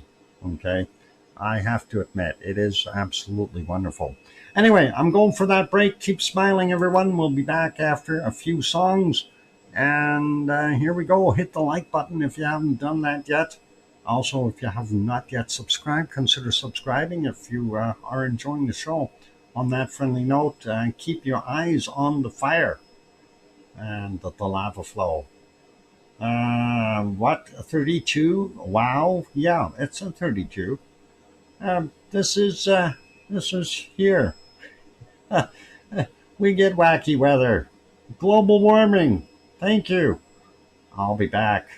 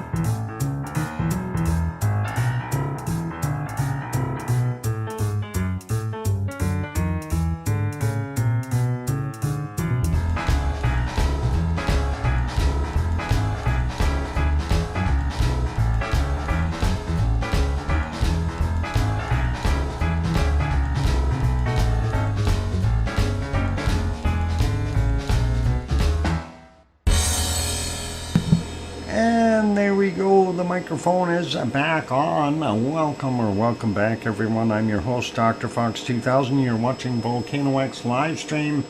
And thank you for the welcome backs there from John and Mars and Sue and King Colin and Jim waving. All good. Thank you, guys. And thank you, Arian and Lucian. Ducking a dancing duck. Okay, the dancing ducks. I guess that is a new group. We like them. That's all cool. Anyway, yeah. Thank you, Susie, as well. All cool. So, yeah, interesting to see the lava flow still pushing forward a little bit. And we can expect to see that basically die out in the next day or two or three. And, any forward advancement will be minimal, if anything, especially if they get some more rain there, that type of stuff. So, other than that, it's pretty much what it is. And I'll go, yeah, slow push.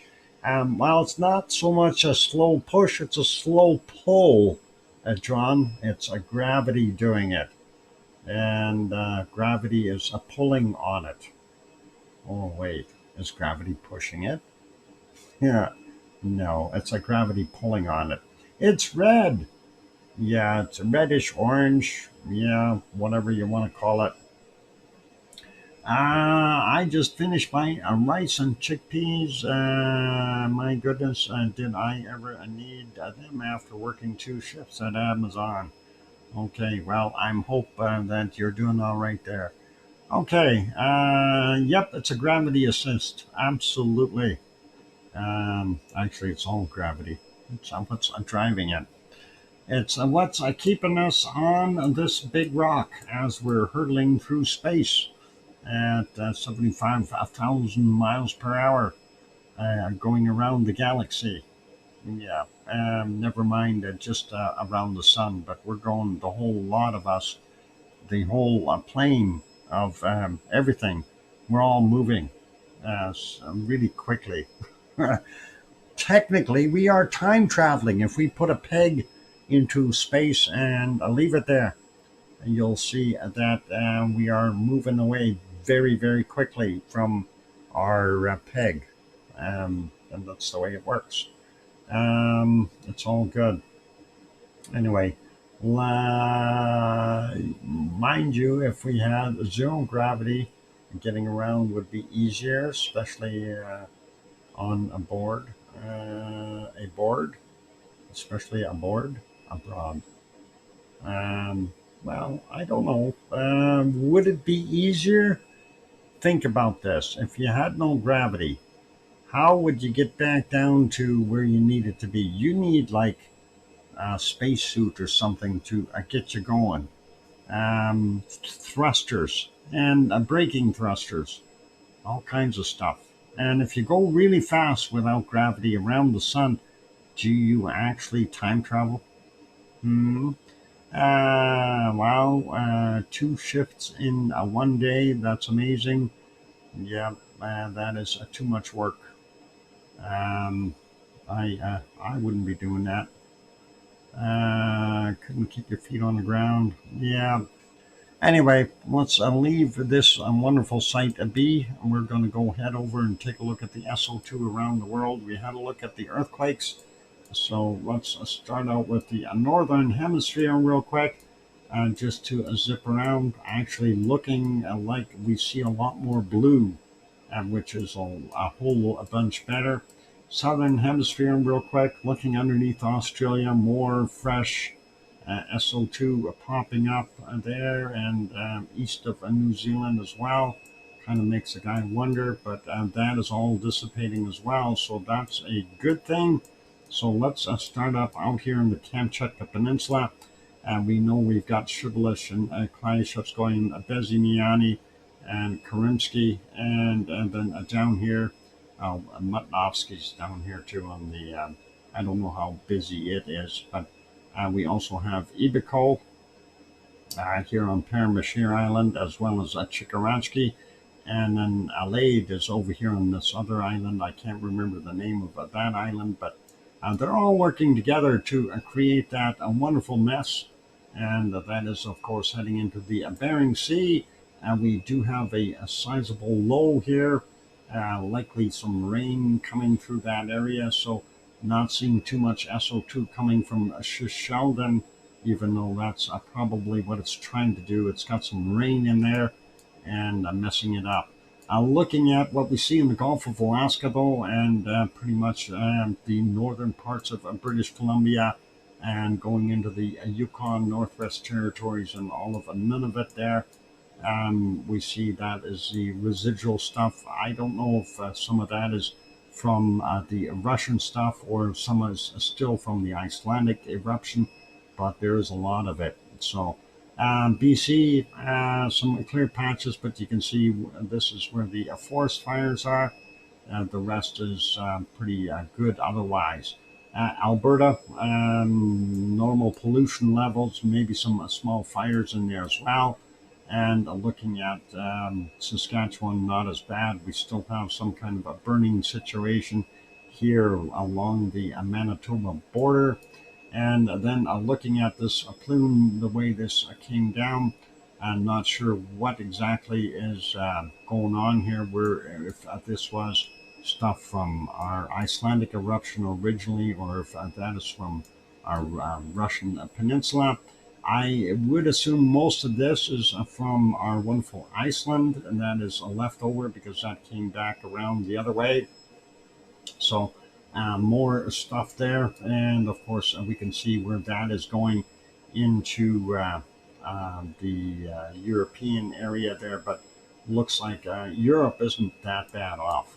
Going further south here, looking at well, eastern Canada looking really good. Around the Great Lakes, especially Superior and Michigan, we see that plume coming down there, and that's of course adding to what the industrial area of the eastern part of the United States is really creating as well.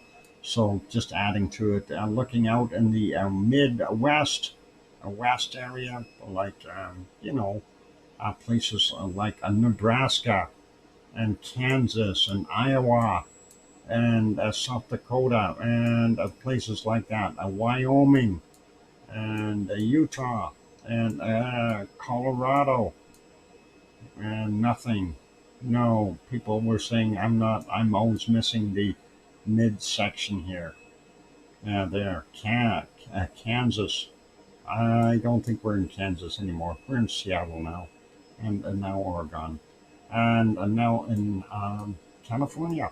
Now we're going further south, and I'm looking down here, Mexico, Mexico City, and Popocatépetl, definitely degassing and seeing some of that SO2 going into the Pacific. Looks like our stuff from Central America here is still kind of being drawn up. There's stormy stuff that we were seeing here in the Gulf of Mexico, so that's pulling some of that from Guatemala and Honduras and Nicaragua. It's being pulled north. Same thing with the Costa Rican stuff. Even that draft is kind of pulling the stuff from Nevado del Ruiz and Parisi up there as well. Not not so much there for our Reventador and Sangay. Now this out here, in all likelihood from our Sabancaya doing its thing, still seeing a lot of SO2 here in Bolivia and into Brazil. Not sure what is all causing it. I don't believe that's all from the volcano. Rio still has a sizable level, as well as Sao Paulo, and not so bad there in Buenos Aires, and Paysandú looks clear. The other areas we see it drifting across. That's not anything too heavy though. So a little microvolcano here doing its thing. Not very much coming out from it. And getting over here, we see this stuff. We have to wonder, where is it coming from? Anyway, we know it's not all coming from White Isle volcano north of New Zealand here. So That's kind of what we got. And this other stuff, again, we don't know where it's coming from, but it is affecting southern Australia. And hopefully they're not getting too much SO2 level there, that it's going to kill them or nothing. Tonga Tofua over here doing its thing. And then we have Yasur Gawa Eoba Abrams there in Vanuatu. And then, of course, our other friends over in Papua New Guinea doing their thing. Luotamai Laki Laki doing that stuff for the most part. Luotalak is probably in on it as well. Semaru, a big heavy red splotch, not unusual for there. And looks like not as much coming from Merapi, but we do see kind of a plume coming up here as well. And that may be from Islamic, don't know for sure. And looking at the minimized imprint here today from Jakarta and Krakatau. So they're taking it easy today. By the looks of things, same thing goes for what's coming out of currency. This little guy right there, whoop, too far. And that's, well, it's still a fair amount of SO2. And Marapi over on the other side here, that's this one. And there you go, Marapi. And that's creating some SO2 and that going eastward from that one. Cinnabon up here doing its thing, and then Kuala Lumpur not as bad. Singapore looks like it's got some heavier levels there. And Ibu and Dakono here on Halmahera Island, all that, the wind are pulling it to the northeast, and there's a big circulation here, so we'll see that move around in due course. Out here in the Marianas, not anything really unusual. It looks like we've got a circulation here. This may be a high, and that's a low. I don't know. I can't remember. South, yeah, that would be a low. This would be a high down here. So a little bit of a switcheroo there as far as the way things are drifting out. And looking at this mess, this is from our wonderful Mayon right in here. And then, of course, Taal. And, of course, Manila is definitely adding to it as well. Taiwan, pretty normal. And taking a look at it, even though it exploded, we don't see that much coming from Suwanoshi-jima. Hardly anything from in between. Looks like Sakurajima not as heavy as yesterday, but ASO is still dumping out. At least it was. We can see that it's eased up a little bit, but it was dumping out quite a bit of SO2 there. Moving up, though, having a look at Tokyo, they are still reeling from that stuff they got yesterday from Asama, and Asama is loaded up the area with a more bad SO2. That brings us back up to the Kamchatka. We'll leave that there. Real quick look, Shanghai looks heavy. Hong Kong is a little heavier today. And looking at Sri Lanka, not bad. That big storm still out here in the what is it? A Bay of Bengal doing its thing. And then, of course, out here we are seeing normal stuff in India. I'm not going to worry about that. And here's the stuff drifting out from South Africa from the gold smelting, continuing. And then you have the Nyamura near Congo here in the Democratic Republic of the Congo. And then we go over here. Too hard to tell exactly what's coming out of Urta Ale here because of all the extra SO2 floating on through. And those heavy red spots are from the oil refineries there in Saudi Arabia, Kuwait, Iraq, Iran, Lebanon, and Egypt, and so on.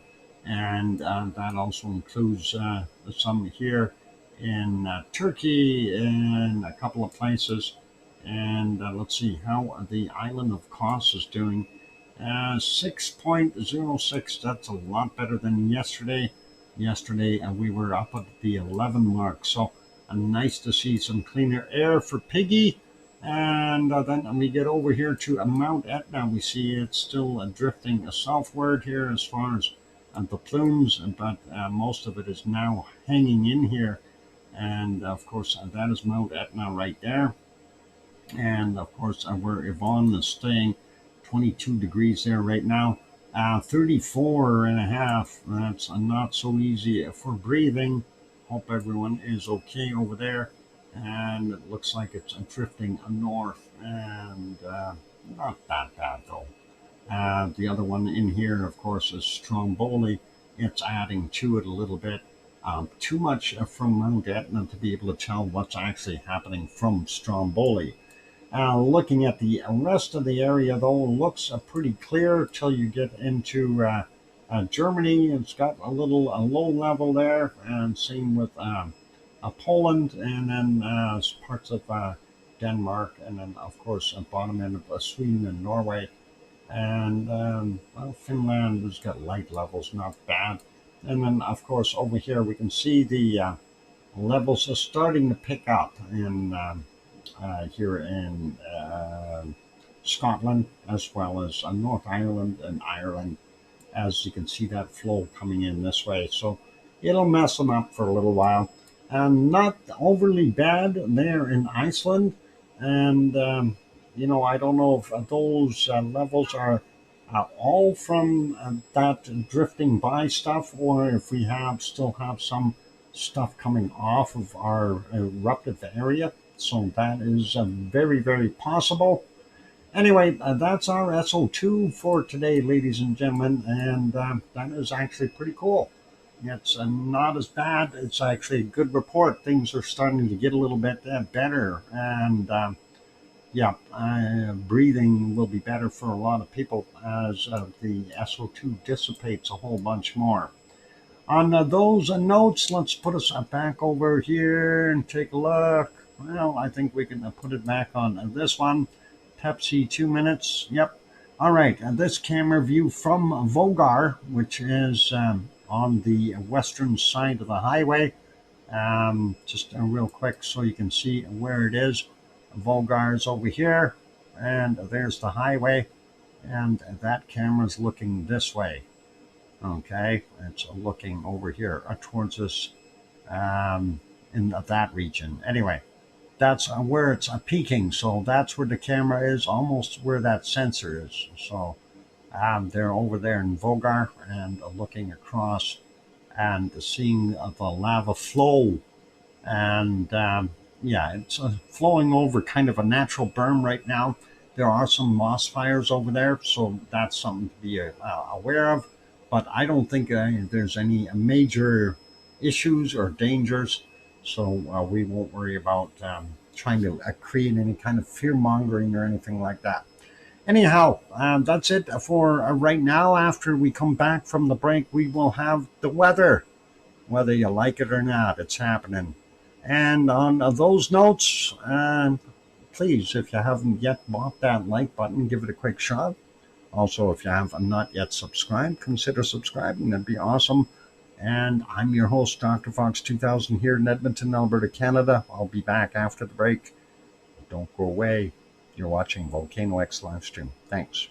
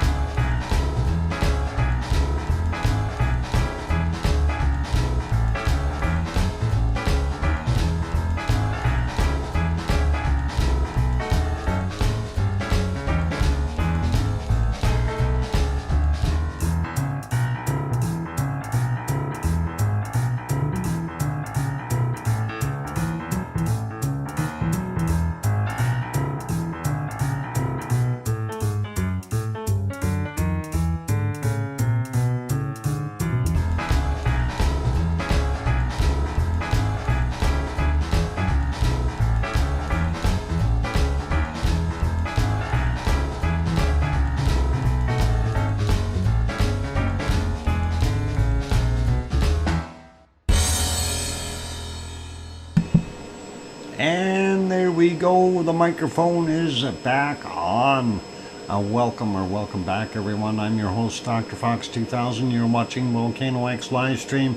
On the screen, of course, is the view from Vogar looking to the east at the lava flow that is still moving, and it has created some moss fires there as well. So it is what it is. Thank you for the welcome back there from John, and thanks Mars, and thank you Sue, and CND boy is here, and old Nick, I see you snuck in here as well. And that's it for right now. That's all good. Let's see. I want to go take a look at the weather, whether we like it or not. And here we go. Where's the button to get you over there? How about this one? That'll work. All right, so there we go on our weather map. And the first thing that we're going to look at is our storms. We see one out here in the Atlantic, possibly a hurricane. We'll see what it develops into. Anyway, it looks like it's putzing to the west, and it has some good hot water or hot air around it. Not too much on the back side here, so I don't know how big this storm will get, but the further it gets to the west, it may pick up some more heat, more energy, and become a little bit more violent, and that's a 92L. Now, here's this frustrating thing. This was kind of two different storms in here in the Gulf of Mexico, and it's now created one massive low and one really mean storm, and it's 91L, and it looks like it is going to make shore somewhere here in Louisiana, go through Baton Rouge and Jackson, and head on up towards Memphis. Hopefully it's not going to be anything too detrimental. Right now, it has a lot of heat that it can draw from, and that is creating a lot of energy for that storm, and we'll likely see something nasty out of it. Looking at the other areas here, we have a bunch of low, small circulations. I don't think they're going to do too much, but you see the band of lows going across, and then you get to our next one, 95W. And that is going to kind of sneak in here, move up, and kind of looks like it's heading for China, just south of Shanghai, north of Taiwan, but it's going to go over all those small Japanese islands. There's another low in here as well. That may also be intensified because of this. So we'll see if that turns into a storm as well. The other one that was here, completely gone now, that wiped out. It did make it ashore here. I don't know where that circulation even went, but it looks like it's basically died out over Hanoi. And here's that other one I was talking about, and that is in the Bay of Bengal, 92B, and looks like it is going to take a northwest trajectory here and kind of head up towards Delhi. But this storm coming in here, this of course will help and get rid of a lot of the SO2 and bad air in that region. It will die out considerably once it hits land. Right now it's getting a lot of energy from the ocean. You can see the heat, and not as hot on top of the actual land. So we'll see a change there once it makes landfall. I don't see any other storms, and just zooming back out, and I think that's pretty much it. A quick look up here. The Gulf Stream is basically got this high pushing everything over here. It looks like it's getting pushed into the London area and stuff like that. So most of Europe still getting some good warm temperatures being pushed over here. Hopefully that'll remain.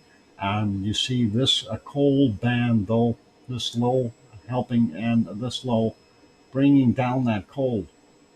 Iceland is getting colder, and we will see it yeah, continue to get a little bit on the colder side. We're seeing it down to minus fives, minus sixes there already. So pretty much happening.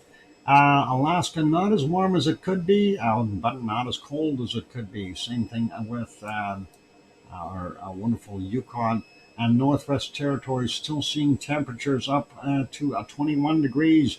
Crazy for this time of year. Okay, September 8th. That's unheard of. Same thing with Nunavut. But then again, we have wacky temperatures here in Alberta right now too. It says 31 for Edmonton, and it definitely feels it. Looks like we've got some good heat in here. Saskatchewan's even hotter with up to 34, 35 degrees. And there's a few spots in here that were 35 I seen earlier. That is just incredible. Where's the swift current? There it is. 33 for Kananaskis country. So, yeah, the heat is on. Anyway, we get through Manitoba. They've got some heat down on the bottom too. Ontario, northwestern part of Ontario, not so bad, but we see this low here in Quebec, and that is drawing down more of that cold air from up north. So Quebec and northeastern Ontario, a little bit on the cooler side. Toronto, though, still in the warmer area, 17 there right now. Detroit sitting at 21. Chicago sitting at about 21. And we see top end of Labrador cold, just like up in Quebec.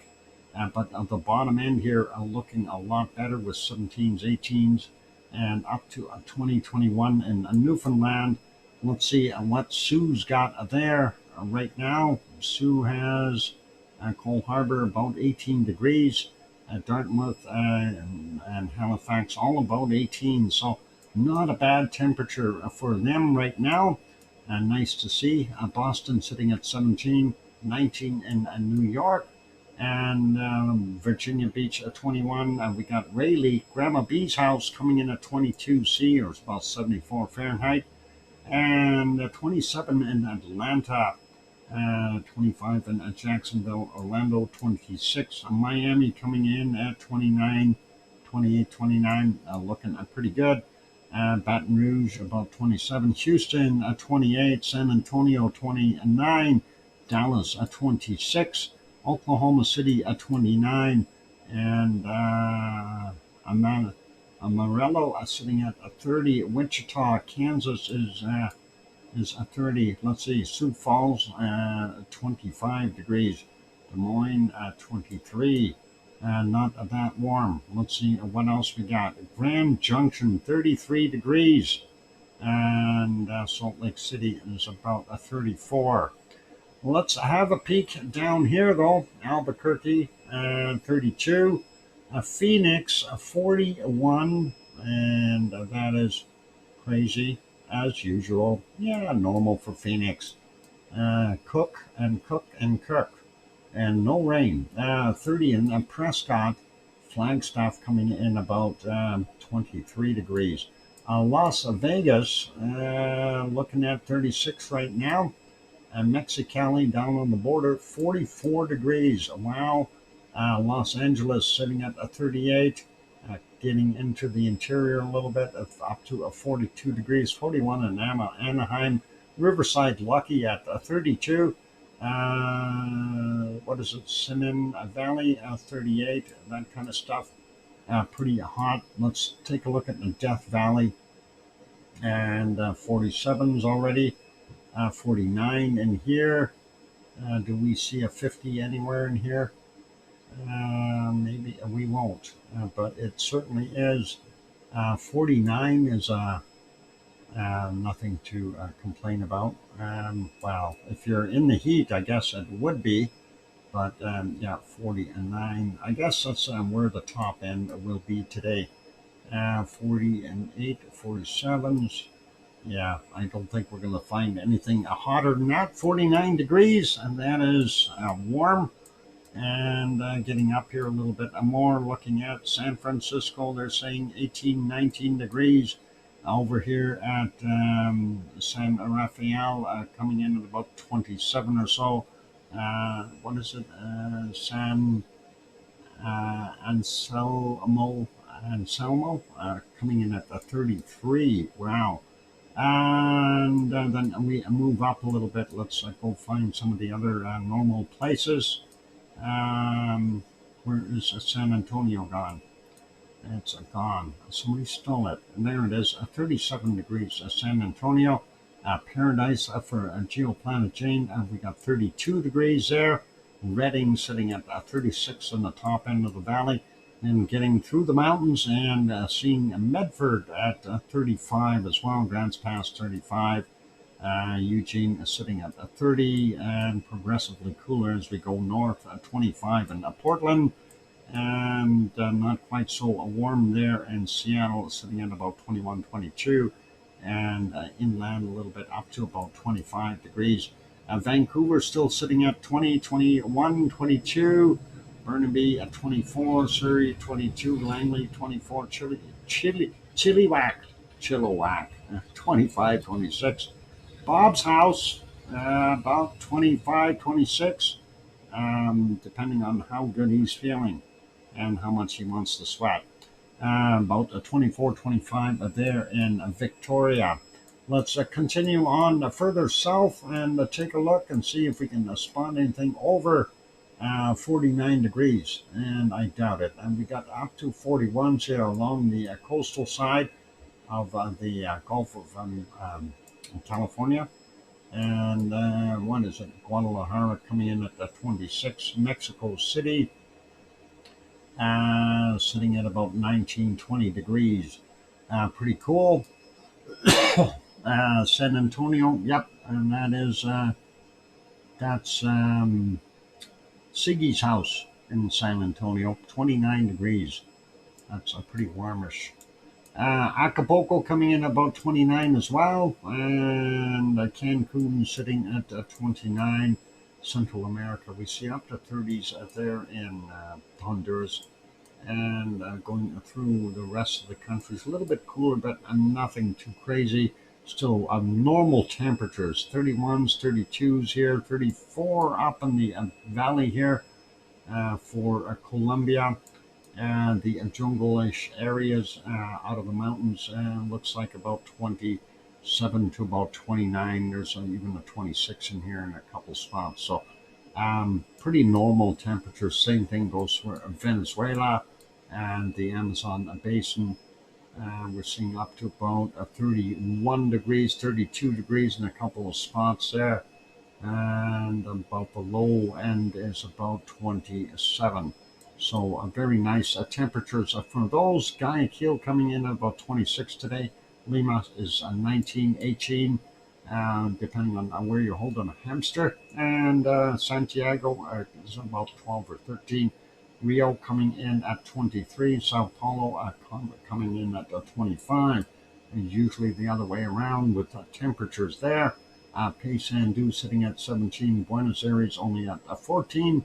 And you can see the cutoff line for the heat right there, and a bunch of other activity down around the Antarctic continent. And looking at Christchurch, and we see 15 down to zeros, and some places up in the high levels yet, but looks like that warmer air is still nicking it down. The cold air wants to get in here, but it's not happening. Give them time. It'll warm up there yet today. 14 in Wellington.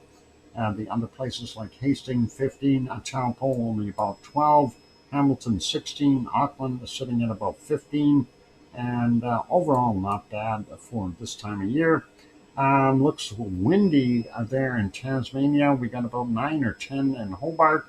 And maximum around the coastline about 12 degrees.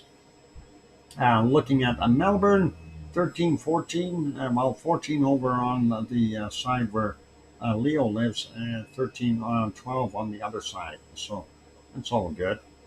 He doesn't mind the a couple degrees warmer. 12 degrees in Adelaide. Coming over to Sydney, we see about 18 degrees. And Brisbane is sitting at about 21, 22, depending on where you're putting your hamster there. Heat here is not that strong yet, but it's still relatively early in the morning, so give them time. 29 degrees. We might even see a 30 in here. No, I think, oh, there it is. 30 degrees maximum for them right now. Give it time, it'll warm up. Perth, a little bit on the cooler side, sitting at about 12. And normal weather there in Fiji, starting to warm up a little bit. Same thing for Vanuatu, New Caledonia, Papua New Guinea, and the Samoan Islands are all okay. And Indonesia, about where it should be temperature wise, so nothing crazy there. 26 in Jakarta, Singapore 26, 27 in Bangkok, and Manila coming in at 28 degrees. Kagoshima in southern Japan, 27 right now. Tokyo, 27 degrees as well. And Sao Paulo, no, what is it? Sapporo, 22 degrees. Kamchatka Peninsula, not quite as warm today. Looks like about 15 is the max that I've seen on there. Maybe some places got a 16, but definitely seasons of change are happening. Hong Kong coming in about 27. Jakarta coming in at 27 as well. Same thing with Delhi for right now. And South Africa sitting at 11. And moving up and looking at some of these spots. Do we see anything that's going to hit 49 degrees? No. In Africa, still not up to the super high temps, but give it time. They'll get there. Dubai coming in about 31, Riyadh 32, Cairo 24, and Baghdad, 30, 32, 31, 32, yeah. Beirut about 28, and then if we go in here, Malatya is about 17, 18, Adana about 24. This is in Turkey. And then, of course, looking at Piggy's house, 26 degrees for her nighttime temperature. Istanbul is sitting at about 22, 23. And Athens coming in at about 22 as well. Katmia, Mount Etna, Katmia sitting at 28. Redanzel sitting at 22. Still quite warm there, so very, very nice for them. Naples at 27, Rome sitting at about 24, and a lot of weather happening in there right now. We see things are swirling around and twirling around, so likely some stormy activity. Milano sitting at 19, and moving over to Spain, Madrid sitting at about 18, 19, Aurelio's Place about 15, Lisbon coming in about 18, and Nantes is about 17, Paris is 16, Munich in Germany 15, Frankfurt 16, Cologne coming in at about 16, and Yvonne Kunkel's house about 14 in that area, and Brussels, Belgium 16, Amsterdam 16 in Holland, Berlin sitting at the warmer temp of 23, and it looks like some of that 23 is also into Poland in that area. 19 in Hamburg, Lübeck is 19 as well. Copenhagen sitting at 21, nice. 19 in Aarhus, and looking at Oslo, missed it, 15. Stockholm 18, and 18 in Helsinki, and Finland, and then 14 over in St. Petersburg in Russia. Looking at 16 in London, England. Looks like Wales has cooled off a little bit more, but not by much. We've got Wales at anywhere from 10 to about 14 degrees, maybe even in the bottom here, 15s. Leeds coming in at about 15, and everything else looks about the same. 14 there at Glasgow, Aberdeen coming in at 12, and about 7 as the low there right now in the Highlands, and it doesn't look too bad. The stuff along the coastline coming in anywhere from 9 to about 12 degrees, 13 here as we get squeezed in the strait. At 12 at the Dublin and Irish Monk's House, about 11 on the other side. Let's go over to Iceland and see what we got. Now, I mentioned that we're getting the cold blast from up north, so that is what's happening there. They're starting to cool off. 6 degrees in the Reykjavik. Grindavik are coming in at the 4 degrees right now. So definitely a change of a season. 5 degrees in Keflavik, Reykjanesbær 4, Yarnvik is a 4, the airport 4 or 5.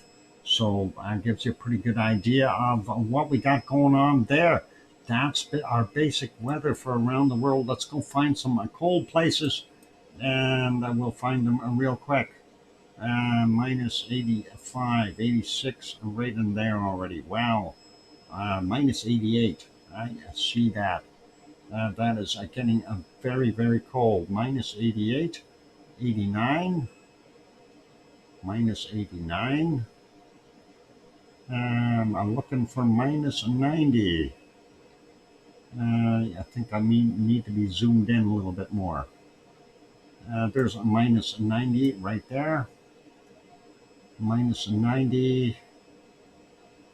And yep, a minus 90 for sure in that spot.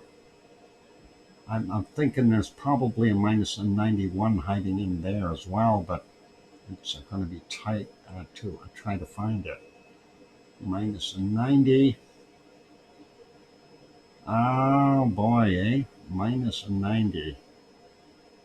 Minus 90. Let's cross it this way and see if we can spot anything colder. Minus 90. That's still pretty darn cold. Yeah, your atoms will definitely slow down. And if you're looking at that, yep, that is what we got going on. Oh, I seen a 91, a minus 91 right there. Is there minus 92 in here? I don't think so. Minus 91. Brr. That is absolutely chuzbud cold. Very cold there. Minus 91. I'm going to live with that. No, I'm not. I'm not going anywhere near it. Oops. What happened? I guess I didn't want to go near the cold stuff here. There's a minus 26 in Greenland. I don't know if there's anything colder. It looks like that patch is all the same. Minus 26. I can live with that. That looks pretty good. A minus 26 in Greenland. And let's take a look here in our wonderful cold Canada. Minus 8 so far. Minus 8, minus 8. And let's go up here. Minus 7. Minus 9, minus 9 right there. And just checking these other areas just in case. Oh, I see another minus 9 in here. Little spot. And nothing else over there. Nope, warmer.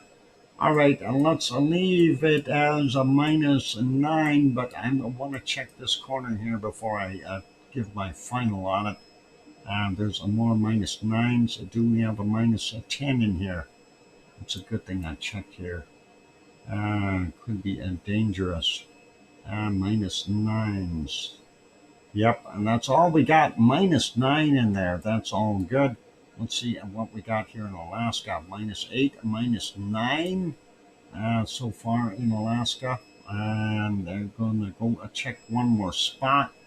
And that's over here. And that doesn't look as cold. So a minus 9 for Alaska it shall be. And let's go take a look at Russia and see what we got there. And I'm going to be sneaky. I'm going to go down here along the southern borders, where it's supposed to be warm. Minus 5, minus 7. I see it down there, minus 7. Yeah, let's go zoom in on that a little bit, see if we can split that up. Nope, -7 down there. All right. And then we go over here just to double check and see -6s. There's a -5s. All right, so we have -7 down in the southern portions. Let's take a look up in the northern islands now and see if we can come up with a -8 and be happy, right? -7 up there as well. And that's almost the same as what we were seeing in Canada, eh? Yeah, -7 up in the top end as well. So I'm gonna be happy and say -7 for our. Well, hang on. Let's double check on here. -6. I think we might be okay. -7 for Russia. So that is our weather for today, ladies and gentlemen. Hope you guys enjoyed that little hunt for the cold temperatures. And thank you for all of that, Sue. Always nice to do a little temperature hunting and go from there. So very, very awesome. Overall tide, excellent. Thank you, Sue. Now let's put this back on our Icelandic screens. Now, again, because of next week, no show on Monday, Tuesday, Wednesday, or Thursday. I will be off in Fort McMurray. Okay, so no show, and unfortunately, not much we can do about that. Actually, let's do something else here for a second while we're peeking. We're gonna just go throw it on the other camera here, and there's some northern lights up there. Isn't that pretty? Just figured I'd throw that in there so you can see that.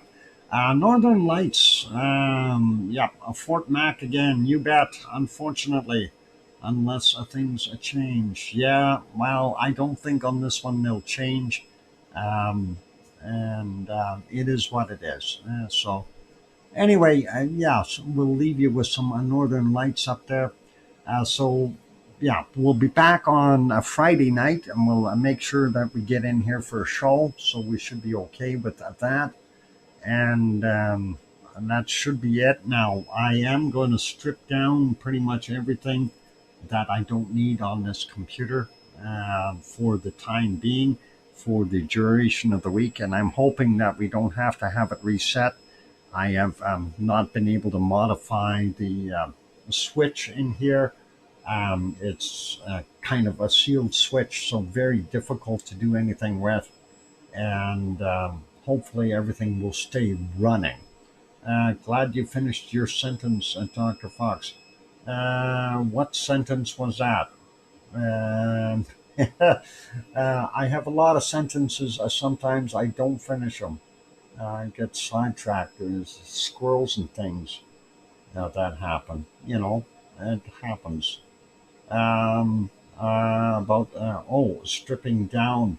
Yeah. Well, I'm as far as the that part. Well, yeah, that's kind of obvious. I have to have very little clothes on when it's 32 degrees in my office. Oh, the imaginations are flying now. No, I am wearing clothes, ladies and gentlemen. That's why I'm very hot. I have to go outside and do bunny duty right away. So that's one of those things. Can't exactly go do that with nothing on.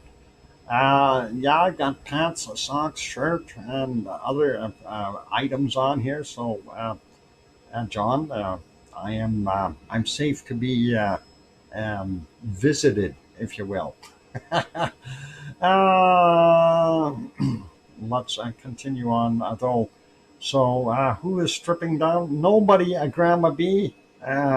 Put your tongue back in your mouth. You'll be okay, Grandma B. Uh, oh, thank you, Sharon. Appreciate that. And yeah, pardon me. Yeah, so we'll definitely do our thing with trying to keep the stream running. and it will be on Iceland for the most part. I am going to put on the canned lava file, or actually a playlist, and Sue kind of mentioned that, and I agree with that, and we're going to do that. We're going to throw some lava on there. It's the stuff that we've seen before. I'm going to try to put some really long files in there. Hopefully, well, we don't have that much of this particular eruption. We do have the first few hours of the eruption, so it's a nice start, as well as what we had from the other ones, and of course that'll just be labeled archive files, so you can at least have something on the screen when things are quiet, right? So all good. Good night there, Grandma B. You take care. All the best to you. And thanks everyone for being here. Thank you for hitting that like button and supporting the stream that way. Also, a big thank you for all of you and being a part of our wonderful lava family. Appreciate it, you guys. So hang in there and be good, be kind, take care of yourselves. Have yourselves a wonderful evening, a night, morning, or a day, depending on where you are around the world. Oh, I should say a thank you to our moderators, Arizona Snowman, and the Piggy, and Sue, and CND Boy, and Yvonne Coco, and Siggy, and Gura, and Gary, and 24/7 Live and Skies. Thanks, moderators. Appreciate all of you. 5.2 in Papua New Guinea. Yep, I see that, and it's not that big, so I didn't need to report it, but yeah, that was the last quake on there for right now. All right, be good, you guys, and take care of yourselves. Stay safe, and of course, keep popping in to keep doing our thing, and don't forget about popping that like button when you do come in. That certainly helps us out, and we'll be happy to see that. Rachel saying good night. You take care, Rachel, and good night, everyone. And we will see all of you on here. Well, during the course of the week, most of you will probably be on. I do come on in the evenings just to chat in the text, and so all good that way. So we'll keep things going, and of course, fingers crossed that we can keep the stream running. Of course, I will be renewing it every 12 hours again. That's same as before. So we'll keep doing that. So anyway, we'll wrap it up. You guys be good. Take care of yourselves. And unless I win a lottery, and we'll see you Friday. Yeah, if I win a lottery Tuesday night, I will be back Wednesday, okay? Yeah, if I get enough, I will be happy to do that.